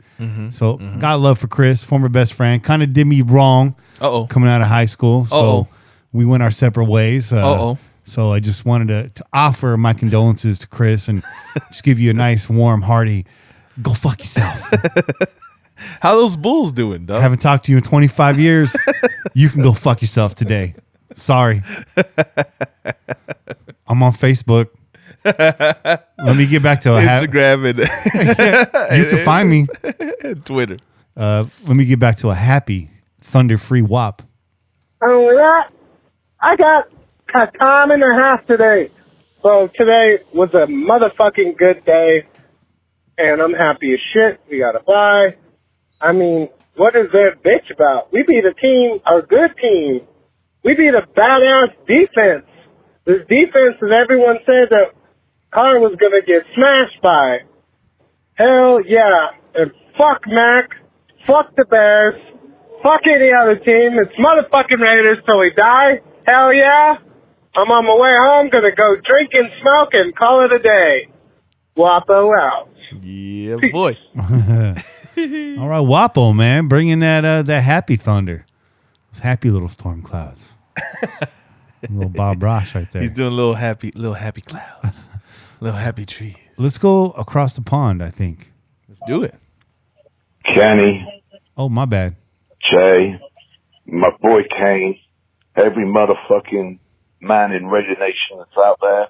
Woman, child, alien, every motherfucker. What a few days it's been. This is London Raider. Somerset Raider now, but London Raider. Holy fuck. Man, I met so many great people over the last 3 days from all over. And, wow, we pulled this shit out today. That's right. I don't want to say anything critical. I'll just save it for another day for the few negative things. But what a load of fucking balls this team has got, man. Got them in the right direction. And anyone who came over, that is a hell of a state. So I hope whatever they build in Vegas. And I know, I understand, you'll fucking hate these trips to London. I get it, man. I would hate Chelsea to go to American games. Like, you're going to fucking hate it in Vegas. But if they can build a stadium in Vegas like what they built at Tottenham, and this team can perform, man, there's going to be some amazing days. Alec Ingold, that kid is a bad motherfucker. And Foster Moreau, that dude is going to be great too. I met his parents. I was picking him up. The tight end coach was in the pub, in the bar. Yeah, I went up and said, yeah, what a great job you're doing, Foster Moreau. And there was a couple next to him. I didn't know who they were. And then when the coach had gone and I was scared of playing, the woman came up to me and said, oh, yeah. You're Foster, huh? Oh, yeah. That's my kid. I'm his mum. Just great people. I'm not really getting this call. It's like in and out. Hey, listen, London Raider, we appreciate your call, man. We totally can feel the fucking excitement, right? We can feel the excitement in the call, and take no offense to us stopping it because we want to hear what you have to say, but it's a little difficult to listen to, man. I appreciate the international charges. Absolutely, man. But man, I know Raider Nation's probably bogging down the Cell Network out there right now, so that's not on you. That's on the passion of the silver and black. So let's head out to the 970 here. Here we go. You fellas had to call back. I know my message was too fast, but what a performance by Josh Jacobs. That is the most incredible pickup we had in our first round draft this year.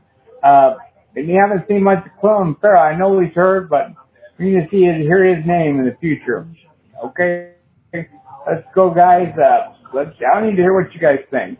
I'm so excited. My sons and I were sitting here watching the game, making jokes all the time. And we're talking about vaunted perfect and perfect every time. Great podcast. Love you guys. Later. Love you too, man. Thanks for the call again. Yeah. 719. Touchdown! Raiders! Great Pop ain't got shit on me, man. This hardcore Raider. I just wanted to give you one more, man. Touchdown Raiders. Damn, man. I still feel like I'm on cloud 9. I wanted more execution, and what did we get? More execution, baby! Let's go! I'm out. No, that was hardcore. That's definitely hardcore. Here's Pete. Pete's got a 2-parter for you, and we're not mad at that. Pete always brings the thunder, always brings the education, always a great phone call. So you're about to get a lot out of Pete right now. Settle in for this. This should be a good call. Kenny Che Kane, what's up, Pillages? This is Pete. How are we doing?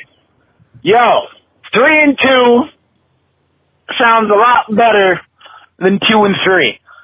And I don't know about y'all, but I'm fucking loving life right now, and I got a lot of good stuff we can talk about on this call, but I'm going to start off. I need to get this off my chest. I need to vent a little bit. You know, there's always an MVP and a trash can player of the week, and I got to say, I'm going to vent my frustrations out about someone right now.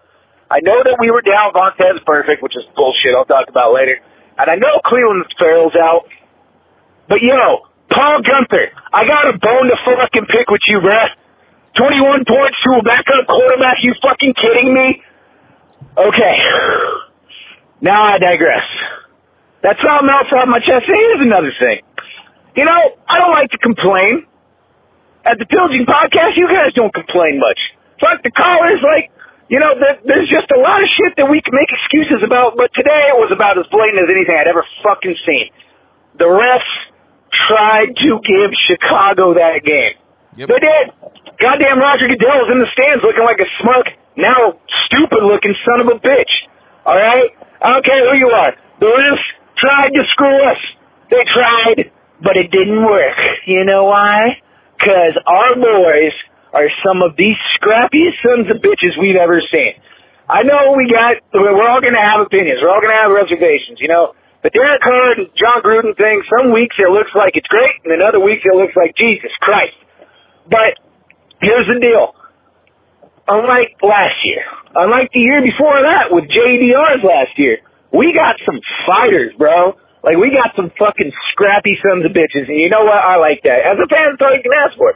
If you're not a good team, at least try to pretend you are. Now, my MVP of the week, it's a collective.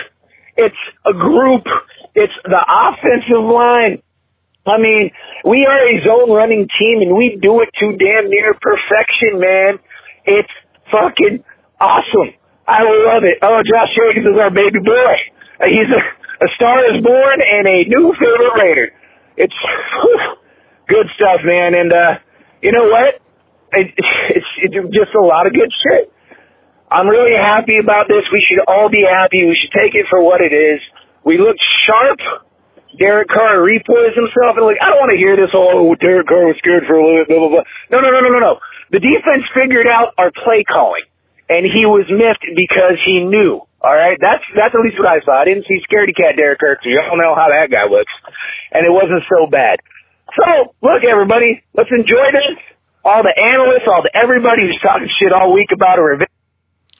He will continue, but really quick before he does, back off PG a little bit. I think Shea already pointed it out. Those scores, that's coming off a momentum shift. Yeah. It really is. Yeah. Really is. So I'm going to give it up to PG. He did a great job this week, getting a lot of pressure. Look at the guys he's working with. He didn't even have Pharrell out there taking up bodies and in the run game. So, you know, look at the yards that Chicago put up versus us. And at the end of the day, the defense, Time of possession. End of the day, the defense hung in there, did not break down in the fourth quarter, and especially in those final 2 minutes. So I'll give it up to them. The other thing, what were you talking about here? The offensive line. Yeah, I mean, I think that's what I had to say about that. I think I lost it. but that's okay. No, it's all good, man. I think you hit all the points that needed to be hit, though. Yeah, you did good. You did good, Pete. But let's let you continue on. Oh, that's what it was. The ref screwing us. The look on John's face on the sideline. John was going through some PTSD. Yeah. John saw snow on the ground this afternoon.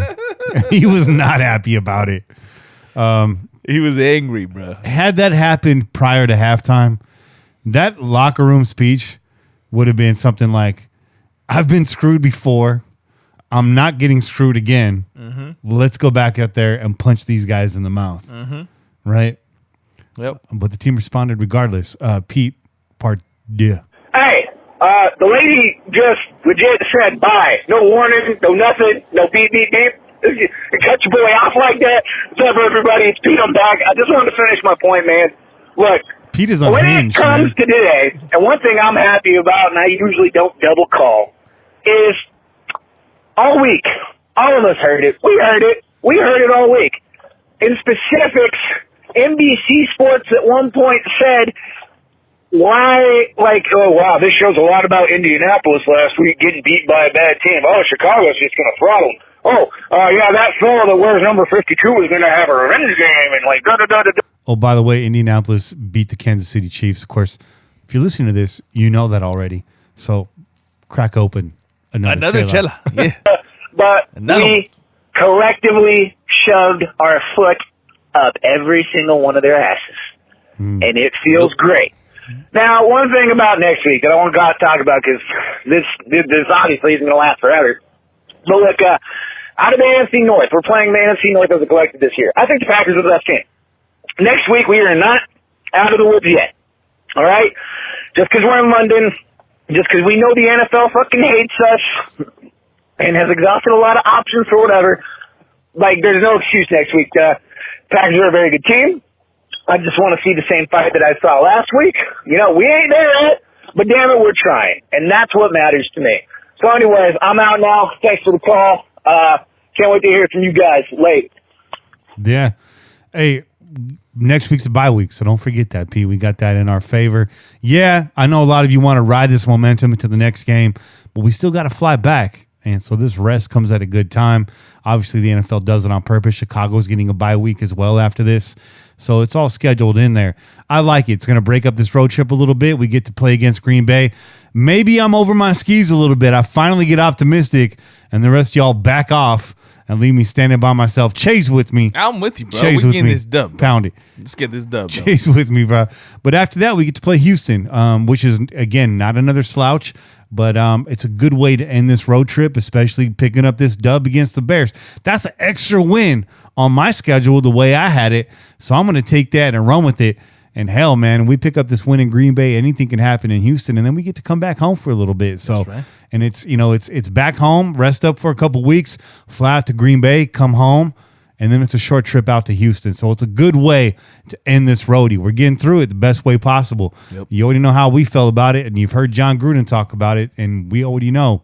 You know, we're all on the same page. It sucks, but we got to make the best out of it. Let's go to the 909. Let's do it. What up, Kenny? What up, Chad? This is a Pomona Raider. I'm a little more sober than I was last weekend. What up? What up? Oh, fuck yeah. But you know what? Same results. 2 wins, baby. Hold up. Can I get with you guys? Hold on. Oh, I heard it. I heard nice it. little Corona right there. There you go. Pop it top, bro. So a few points of the game I wanna hit on. You know, going with Tyrell Williams out, J.J. Nelson out, I knew we weren't gonna have the speed on the outside. Now I hope that Derek Carr wasn't gonna be checked out on Charlie. I talked to my Godfather and shit, Godfather Raider shout out and shit. He's gonna listen to this too. I got him on the podcast as well. He hasn't called in yet, but he listens. But I told him, the only way we're going to win this game is if we go with tight ends, man. I mean, remember last year, Gruden, when he got to our team, he said, he liked Derek Carrier. He was an X factor. He was a joker and shit. He played him all over the field. And we haven't seen that. You know what I'm saying? So, then we drafted that kid out of LSU, Moreau. Yep. And then obviously we got Darren Waller. And to my uncle, I said, hey, the only way we're going to win this game against this defense is if we play our tight ends and our running backs And then guess what? That's what we started doing. We lost fucking focus in the third quarter. Derek Carr started trying to go all over the fucking place, and 3 and outs. You know what I'm saying? So fourth quarter came back to light. Derek Carrier fucking started using his ass and shit. And I mean, Waller kind of disappeared, but it's okay though because it was a threat of having Waller out there that they fucking maybe double covered him. Yep. I saw them using him in a wide spread formation and shit. So, but anyways, man, hell of a fucking win. Fucking excited, ecstatic. Couldn't fucking say enough about Gruden's play calling. I thought it was tremendous and shit. When you really look at his fucking play calling, everything pretty much fucking worked. Yep. That touchdown should have been a touchdown by fucking Trevor Davis, but he couldn't hold on to the ball. Right. Take your bitch ass to fucking Tiki Barber School. Carry that bitch up there near your chest by your heart and shit. Show some fucking heart, man. Cause that right there and shit almost cost us the game. Mm-hmm. Yeah. But other than that, once again, defense fucking played hard. You know what I'm saying? If we give them opportunity to get off the fucking field, they're showing they could make some fucking plays. Yep. And that bullshit ass call on fucking Maurice Hurst, what the fuck was that shit? We're playing fucking 2-hand fucking touch. Should we fucking run to the quarterback and fucking throw our hands back like, whoosh, we're a swan or some shit? What the fuck is that? But anyways, they can't. I smoke weed, I drink, but I do everything, dog. Shrooms, what you want, player? You know what I'm saying? We're on the same page. You know what I'm saying? I'm sorry about last week and shut a little fucked up, but it's alright though.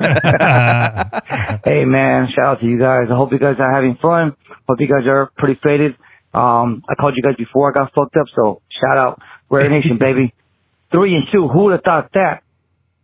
Yeah, real nice. Pomona, Raider, bro. Great call, Pomona. Great Hell breakdown. Yeah, Hell yeah. Call of the week so far, in my opinion. Mm-hmm. And good competition out there. Hardcore had a great call. Pete had a great call. But fantastic call, Pomona Raider. Me and you got a lot more in common than I realized, dog. Yeah, right? Yeah. You learn more and more each day, dog. I'm just saying. We got to hang out sometime, dog. I got some tea I want you to try. You know what I mean? Tea time. Let's go to the 203. It's another two-parter, but it's short. What is good, my pillaging people? Just when Johnny calling in. What's up, Johnny? After a fucking close but good win.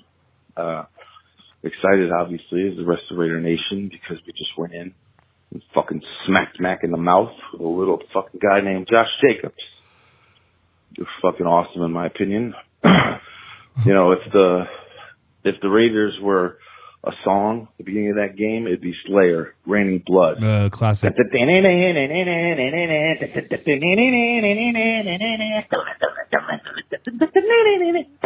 Yeah. Nuts. But then that old gas station burrito has to show its ugly face again.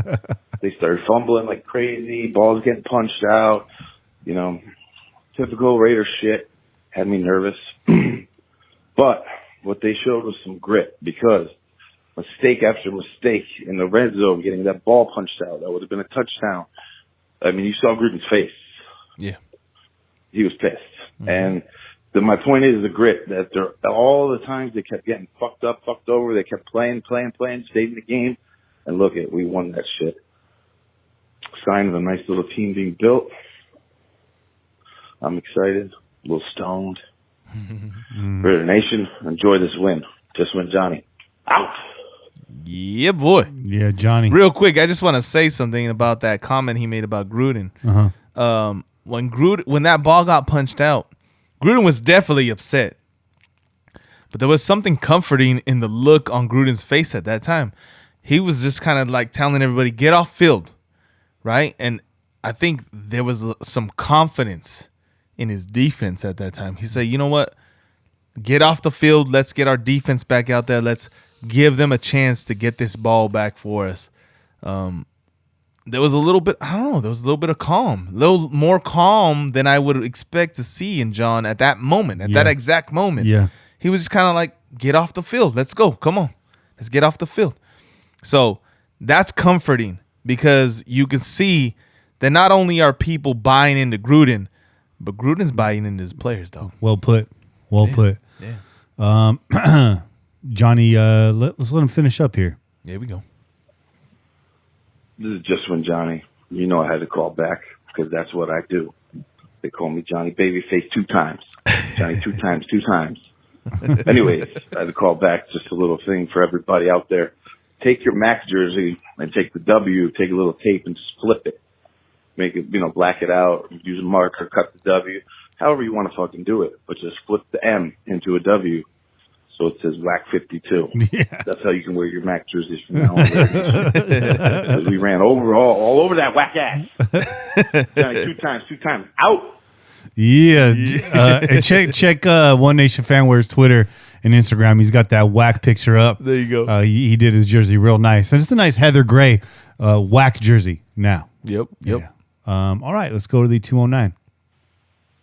Hey, fellas, this is Vince. What's up, Vince? Long-time listener, first-time caller. There we go. Wanted to see your feedback on this. I'm sure you gave it. But This is Raider Nug out there in the Central Valley. All right. Yeah, shout out, man. I like Nug. Shout out. He's an official pillager. how good was that to see the boys finish in the fourth quarter, even after blowing everything in the third, like they did in Kansas City? They showed a good fight. Hopefully they show it again 2 weeks in Green Bay. See what happens. Talk to y'all later. See you in the chat. Later. Yeah, good call, man. Keep up the good fight. Yourself, Vince. Yeah. We appreciate your interaction every day on Twitter and your presence in the chat. Like clockwork every week, Raider Nug seems to show up and make it happen. Work or day off, he's in there. Absolutely. And to answer your question, it was fantastic to see our boys show up in the fourth quarter, right? They could have fucking hung their heads. They could have said, we fucked this up. We let this one get away from us. But no, they came out with some resolve. They said, you know what? What we did in the first half, we could do again. And they came out, they played their asses off, man. We got that dub, man. Sure did. It wouldn't be a Pillaging Podcast. It wouldn't be a victory without a call from 303 Raider. That's right. Hey, happy Sunday from beautiful fall. It's now officially fall in Denver, Colorado. What a beautiful day. Got that weather report. What a win. Signature victory for the Gruden 2.0 era. Yeah. Man, I gave this team, I'll eat some crow today. I definitely thought we were going to lose. I definitely thought Khalil Mack was going to kill us in that defense. But however, my recipe for winning was for the defense to get turnovers and for us to run the ball at that defense, which I didn't think we could do, and for Carr to be efficient. All those things happened. Wow, man, Josh Jacobs, what a find. What a gem. I basically have been banned on buying jerseys, my wife said, but I now have something to give her as far as saying, hey, honey, I get in a jersey this year because we've got a special guy. Yeah. So exciting to finally have a legitimate running back. I mean, when was the last time we had a legitimate running back that we actually drafted? Marcus Allen? Good Lord. And Gruden, man, what a great, that last drive, man. Oh my gosh. What a great play calling. I'll tell you what, Waller and Moreau, two of the best young tight ends, man. Moreau is legit. Yep. What a find. I mean, may not killed it this draft, right? Renfro, Moreau, Abrams. I know I'm missing somebody, but good Lord, man, what a Crosby. Well, I love this guy Crosby, man. A lot of things to be excited about. You know, I'm still going to stick with my 8-8, 9-7 prediction. I mean, hopefully we can come back after the bye. We could split with Houston and Green Bay. But wow, man, I mean, why couldn't we make the playoffs at this point? There's not like a super wild card team. I know it's early. Still a lot to work on. We still got to figure out, man. Good Lord. This third quarter is like doomsday. It's like automatic, just meltdown in that roughing the passer call on Maurice Hurst was a bunch of BS. And thank you. So good to see Maurice Hurst. I was wondering about him this year, but man, he came through like a freaking beast. Yep. Man, our D line all of a sudden has some juice. Maiwa, Hurst, Crosby, you know, Farrell can get, a little bit more activity. PJ Hall played decent. I mean, I'm starting to like our line, and boy, Morrow had a really good game. But yeah, man, overall great team victory. A lot to be excited about. I'm glad I'm eating crow up. No problem admitting that I was wrong. And Derek, what a throw to Moreau in the fourth quarter in that last drive. Derek played great, very efficient. I know that one toss to Jacobs, that could have been either one of those two falls. Who knows? Everyone wants to blame Carr. It looked like a bad toss up by Carr, but at the end of the day, Carr gets another comeback victory, man. I think it's his 17th, which is the most in Raiders history. So, Really quick before we continue with your call, I'm glad that you invoked the name of Marcus Allen because today Josh Jacobs actually broke Marcus Allen's franchise record. That's right. For the most rushing yards by a Raiders rookie through 5 games. Jacobs now has 430 yards through 5 games. So, yeah, that's breaking a record. And you're right that those standings were not updated because they had him listed at 307. Yeah. Jumps up to 430 today. Yeah. And I think McCaffrey was at 411 on the latest list that was updated. So he had a big game this week, too. Huge game. He's going to go up. But listen, man, that's fucking funny that the name Marcus Allen keeps popping up today because as I was sitting on the couch watching the game with my brother, I just was like, that's motherfucking Marcus Allen. That's fucking Marcus Allen right there, bro. We got Marcus Allen, especially when he went over the top, got that touchdown. Yeah. That's fucking Marcus Allen, bro. Marcus Allen did that consistently. As skinny, as lightweight as Marcus Allen looked, he went over the top and got the touchdown. And your boy did the same thing today. I was like, that's Marcus Allen, bro. We got him. We got him. Invoking those That's memories. it, dog. Memories drifting through the pages of our lives. Memories. Throw 3, finish up. Sorry, I've never called. I don't think my phone call went as long as the. I didn't know there was a timer. Anyway, 3 minutes, y'all. It just looks like we're starting to get an identity, right? We've been wondering what this team looks Absolutely. like. We can get after the quarterback. We're a really good run defense, right? They didn't run on us. The only team that's ran on us is Minnesota. And, you know, we like to play smash mouth football, and then Derek's just being efficient. That's our recipe. That's our recipe for victories. And hopefully we get Williams back. We start going down the field more. And J.J. Nelson. Anyways, boys, great Sunday. Enjoy the bye. I'm most likely going to be out there in Detroit. And we'll see you guys soon. Raider Nation, this is 303, and I'm out. Yeah, boy. All right, word. Yeah, come find us for that Detroit game. You know, 303. We'll have some cold ones for you waiting. Hang out for a little while. And there's a lot of people that are coming to that Detroit team. Yeah, it's gonna be a big one. It's gonna be There's gonna be a lot of people. Yeah, great call, man. I wanted to say too, you know, the identity of this team. I was never lost as to what the identity of this team was. I remember Jon Gruden. I know he's got new wrinkles, but the philosophy is the same. Protect the football and smash people in the face. I will say the run defense is a new identity for us, which we welcome. What I want to know is what's our identity in games that we get behind? That's what I want to know. Right. That's the big question mark. So we got 2 more callers here, and then we're out. 559. Let's hear you. True, the Wookiee here. I follow both of y'all on Twitter. First time listener, first time caller. I think y'all doing is badass. I love it. Love the vibes, love the energy. Josh Jacobs is a beast. Trent Brown, don't fuck with him. Let's go, Raider Nation, baby. Yeah. Brown. We gotta get that fucking sound effect. Yeah, we do. Brown. So yeah, man. Thanks for hitting us up, Wookie. You're in the shout outs tonight. Call in, man. Call in more. Call in next week, or if we're on next week. More about that later. There you go. Let's finish up here. I wanted to save this call for last. This is your boy, Bobby Wasabi. That's right. It's your boy. Holiday Row. Whoa. That's right. Fucking Coach Chevy Gruden. Let's bring that back. Over here. Oh, that's right. Fucking Coach Chevy Gruden Chase over here, fucking pulling his head out of his ass and making some badass fucking plays right there, dude. Can't see the line, can you, Russ? Russ! Told you guys, didn't I tell you guys? No, you can't. We had to have fucking Randy Quaid out there, and that's what we had, dude. That crazy little, oh wait, they're gonna punt it. Nope. Got that first down, dude. Randy Quaid. Say it again. I'll keep saying it again, dude. As long as we on this vacation, as long as Chevy Gruden over here driving the station wagon. 'Tis the season. Wouldn't it be Christmas if the lines weren't any hotter? Then they are. Got to make sure that we keep reintroducing and making sure that Randy Quaid is always there, dude. It was amazingly disgusting what happened, man. I loved it, dude. It was awesome, and it was on fucking point, dude. Yeah. My only thing I gotta say is, Richie. Come on, Richie. You know better than that.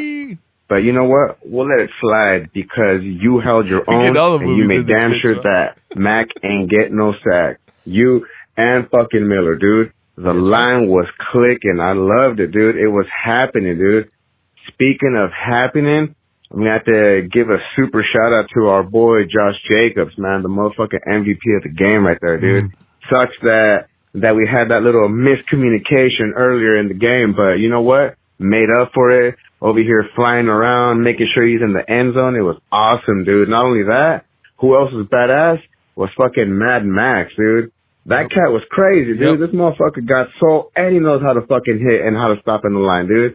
It's great. I love seeing these fucking kids. I may even consider getting a Crosby shirt. I'm not too sure yet, dude. I mean, I still got to make sure I get that Mo Hurst jersey. So there you go. First and foremost, that's what happens, man. And speaking of Mo Hurst, right? Putting a hurting on them mother scooters, dude. Shit, can't stop, won't stop. I said it. It was going to happen this fucking game. Dude, talk to my folks. They'll tell you. I said he was going to get a sack. And not only that, he fucking closed it out and made damn sure that fucking Chicago went home crying, dude, because we wasn't going to be going through that bullshit. Hell no, dude. The one fucking downside I got to give to this whole super fucking badass game that we enjoyed was the Zebras. Zebras was running wild. Just besides that, dude, fucking NFL, dude. The NFL, y'all fucking straight basura, man.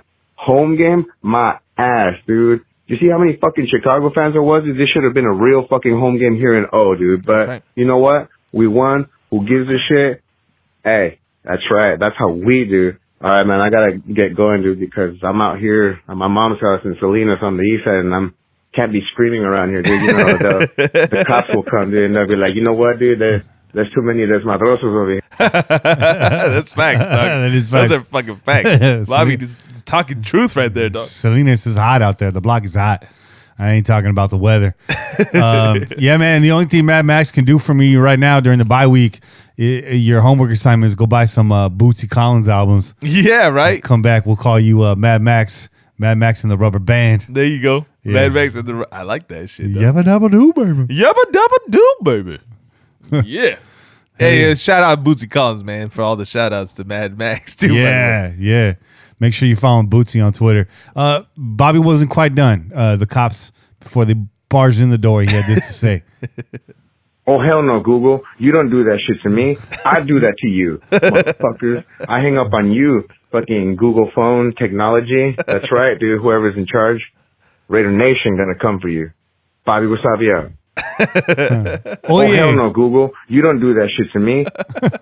Oh, yeah, Google. Shut it down. That's right. Feeling really good right now. Oh, yeah, man. I think we all are. Mahomes banged up, taking an L. Raiders coming out on top. Yeah. If you bet money with mybookie.ag, you won. There you go. On top of the Raiders winning. That's right. That's a double win. That's a good feeling. That's a W, though. That's a W. That's a W. Double me, double you, double who. Feeling great, feeling good. How are you? Hey, it's been fantastic, though. This is how you're supposed to celebrate. This is a good ride. This is how you're supposed to celebrate. Double man. chelas, double everything. Double everything, man. Double U. Nothing's been stopping, though. No. And we ain't stopping. Ain't no stopping us. No stopping. No one does it better. Shout out Boogaloo Shrimp. Yeah. Let's do some shout outs. Speaking of which, shout outs. Shout out to Moreno. That's right, Big Brown. Brown. Shout out to Big Mo. Shout out to Scott Zukaitis. 3 Ring Raiders joined us in the chat tonight as well. Shout out to Z Rose. That's Zach. Al Akpolanko. B Bubba J. Holden Magnagi. Y'all names are getting harder, man. I know. They just tried to stump you, dog. It's like I'm on like the 3rd level now. Shout out Raider for Life. Karen Timmons and Pervy. Caceres, Mr. Caceres. Dennis Hyatt. Estonelli. Raiders BRZ. Cram is dope. Native Raider. Foxman 2 Sly. Mrs. B Salinas. David Nunez, Raid and War 2000. Shout out to Otaku Raider 31. I'm Alvizi, Dia Dad 2. Ray Kreis 1. Pable Nikolic 23. Black Silver 177. More Raider 915. Brownie 562. the 54th Raider, Drew, the Wookiee that you heard in the phone calls, Hornet, Pappy, Gundam Ace 562, Srem Craig, Smasco 2, Doug Raya, Finish Sports, Christian Hernandez, Online, TSOTS, Wicked Angel, and last but not least, shout out to Lily Scriver. And on YouTube, following us this week, Cloudcast Gaming, Carlos Acevedo, and Frank Nieblas. Now, I know a lot of you that listen to the show got a YouTube account. You may not watch the live stream. That's fine. It doesn't fit your schedule. But you could at least give us a subscribe. Trust me, we just need that. So the next time we're on YouTube and you're looking up your little cat videos and your keto cooking recipes and or baby shower, your top 5 baby shower games you never heard of, or 25 Easter eggs you might have missed in the Joker trailer, just head on over to the Pillaging Podcast, give us a subscribe, click, and then you can ignore us for the rest of your life. That's it. That's all good. As long as you keep listening, we get that. But it does help us out. We are shooting. We got a goal. You can help us out, and it's free. You can do it for free. You got any IG shout outs? I'm just gonna say real quick, man, because you said you felt like you hit that upper level, man. I was you threw me back to the Last Dragon, man. To reach that upper level, your mind, body, and soul must be one. Oh man, you're gonna make me get it's the glow, dog. That's that motherfucking glow. You make me get divine up in here, bro. Your boy Kitty's got the glow right now. Or Vanity, that was it on Vanity, not it's Vanity. I had to bust out that Willie Hutch Last Dragon 12-inch this week. That's why I had to give you that shout out right now. Yeah, hey man, if you guys show enough. Just gonna say, if you guys haven't seen The Last Dragon, go fucking find that movie, man. It's possibly the greatest ridiculous movie of the 80s ever created, man. I know we have our feelings about superfans, and but I think you're a prime candidate for Raiders show enough. I know. I want to be shown enough. I'm just waiting for the moment, dog. I'm waiting for the moment. I think you need to come to that Jags game as Raiders show enough. I think so. That would be badass. Yeah. All right. Who's the baddest? Show enough. Who's the prettiest in Raider Nation? Who's the meanest? It's the Shogun of Raider Nation. Yeah, I dig it, dog. I might have to do that one, man. Hit them. Shout out. Shout out IG. Shout out to Raider Rincon. Shout out to Money is Larger, baby. I hope you're getting paid like that, dog. Shout out to Paper Tiger 41. Shout out to the real MFers. Shout out to Nordtime 74. Okay. And shout out to the franchise Tag Pod. All right. Help those other podcasts out. You know what I mean? Hey, man, they're following us, man. Hey, I ain't mad at you. To everybody that donated this week, shout out to Harry Fairclough. That's right. You coming to Oakland was payment enough, dog. But we want to thank you. Appreciate that. He said he got his whole Oakland trip paid down now. He's going to get back to helping us out. We definitely appreciate that. That helped out. Came in just in time, too, Harry. And he was in the stadium today cheering on the Raiders live in person, though. Yeah, Harry's dedicated, bro. Yeah, he is. We should get repping a dope ass fucking jacket today. Yeah, saw that with the. I had to wear my Trooper shirt. There you go. My Iron Maiden Trooper shirt with Eddie hoisting the Yukon Jack right here. There you go. You know, raiding, pillaging. But Harry, man, appreciate it. We need to get like a cardboard cutout Harry. Just to kind of put right here. We got to get a whole fucking army of cutouts, dog. We got to get a Bobby Wasabi cutout, a Kane. We got to have a Kane cutout in here, man, because Kane can't be in here in studio all the time. I'll get a cardboard cutout for everyone that hits the $1,000 threshold. Oh, there you go. We got a couple of y'all. Hey, that's a good cause right there. I'm telling you, once we clean up the studio, we'll still rock with the green screens, but we'll have a studio cam in here too. We want to get a little fan wall going on. We got plans for the Crow's Nest. Oh yeah. Also, shout out to Joshua Russell, man. Gave us an extremely generous donation this week. Shout out, yo. Sorry, Josh, if you have an alias. I don't know that's what came through in the PayPal portal, but shout out to you. Sorry for using the government, but we wanted to give you some credit there. Absolutely. We do appreciate that. And David and Melody back in the donation column again this week. Appreciate y'all, man. That's like the third week in a row, man. So you guys are always family. Enjoy our conversations off the air. We text here through the week. So David was real fired up, and I know his wife Melody don't sit down. Hell no. That's a lady with a lot of energy and a lot of passion for this team. So I know you guys we're celebrating. That's great to see too, man. Yeah. That's a beautiful motherfucking thing right there. It is. Hell yeah. That's a Raider relationship right there. That's it. You guys are fire on the grill too. Oh yeah, man. They kept us fed. Kept us fed. David and Melody cooked up 8 pounds of asada, and every flap was consistent. It was perfect. Perfect. Those are the shout outs this week. But thank you guys. Thanks everybody. We want to thank our sponsors, DC40 Custom Tees, OneNationFanware.com, and of course MyBookie.ag. Get your bets in now. It's time to get rich, y'all. And then you can just, donate some of that cash to us, and we'll all come up together. Rising tide raises all pirate ships. That's right. But for now, that's it for this week's show. Tune in every week wherever podcasts are found. Call in and leave a message to be played on air at 408-909-PJFF. Phone lines are now open. Download the official Pillaging app available for iOS and Android. Get every episode of the show ever. Get a link to the website, all of our social media, and call us directly from the app. Best yet, it is free. Ask you again, please donate to the show if you feel so inclined. PayPal.me/PJ4F. $1 a week goes a long way for us. We appreciate you guys. Be sure to listen to our network partners, the Ladies of Darkness. Ladies of Darkness, who were in the chat this evening, by the way. That's right. So shout out to Heidi, Kevlar Prom Dress, for holding it down in the chat. Big shout out to Angry at Trask, who gave birth this week. That's right. And I can say that because she put it on Twitter. Gave birth to baby Jack, and you already know who that boy is named after. Middle name Tatum. That's it. Very popular. And my favorite Raider, so I appreciate that. Shout out to Dwayne over there on the Put On Waivers podcast. Ken and the East Coast Nation podcast. That's Raider Nation in New York holding it down for you East Coasters. The No Ledge pod, they're working to get back on air. Big shout out to Ant for doing his education. That's the reason why they're not recording. There you go. There is a good reason why. Big shout out to the Inebrination podcast. Got to talk to Chuck a little bit today. Be uniting with him out there on the East Coast. And Chuck spent some time out here in my hometown, so we got a little something in common. Big shout out to the Blackout podcast. Sean Hildebrand putting that out every week.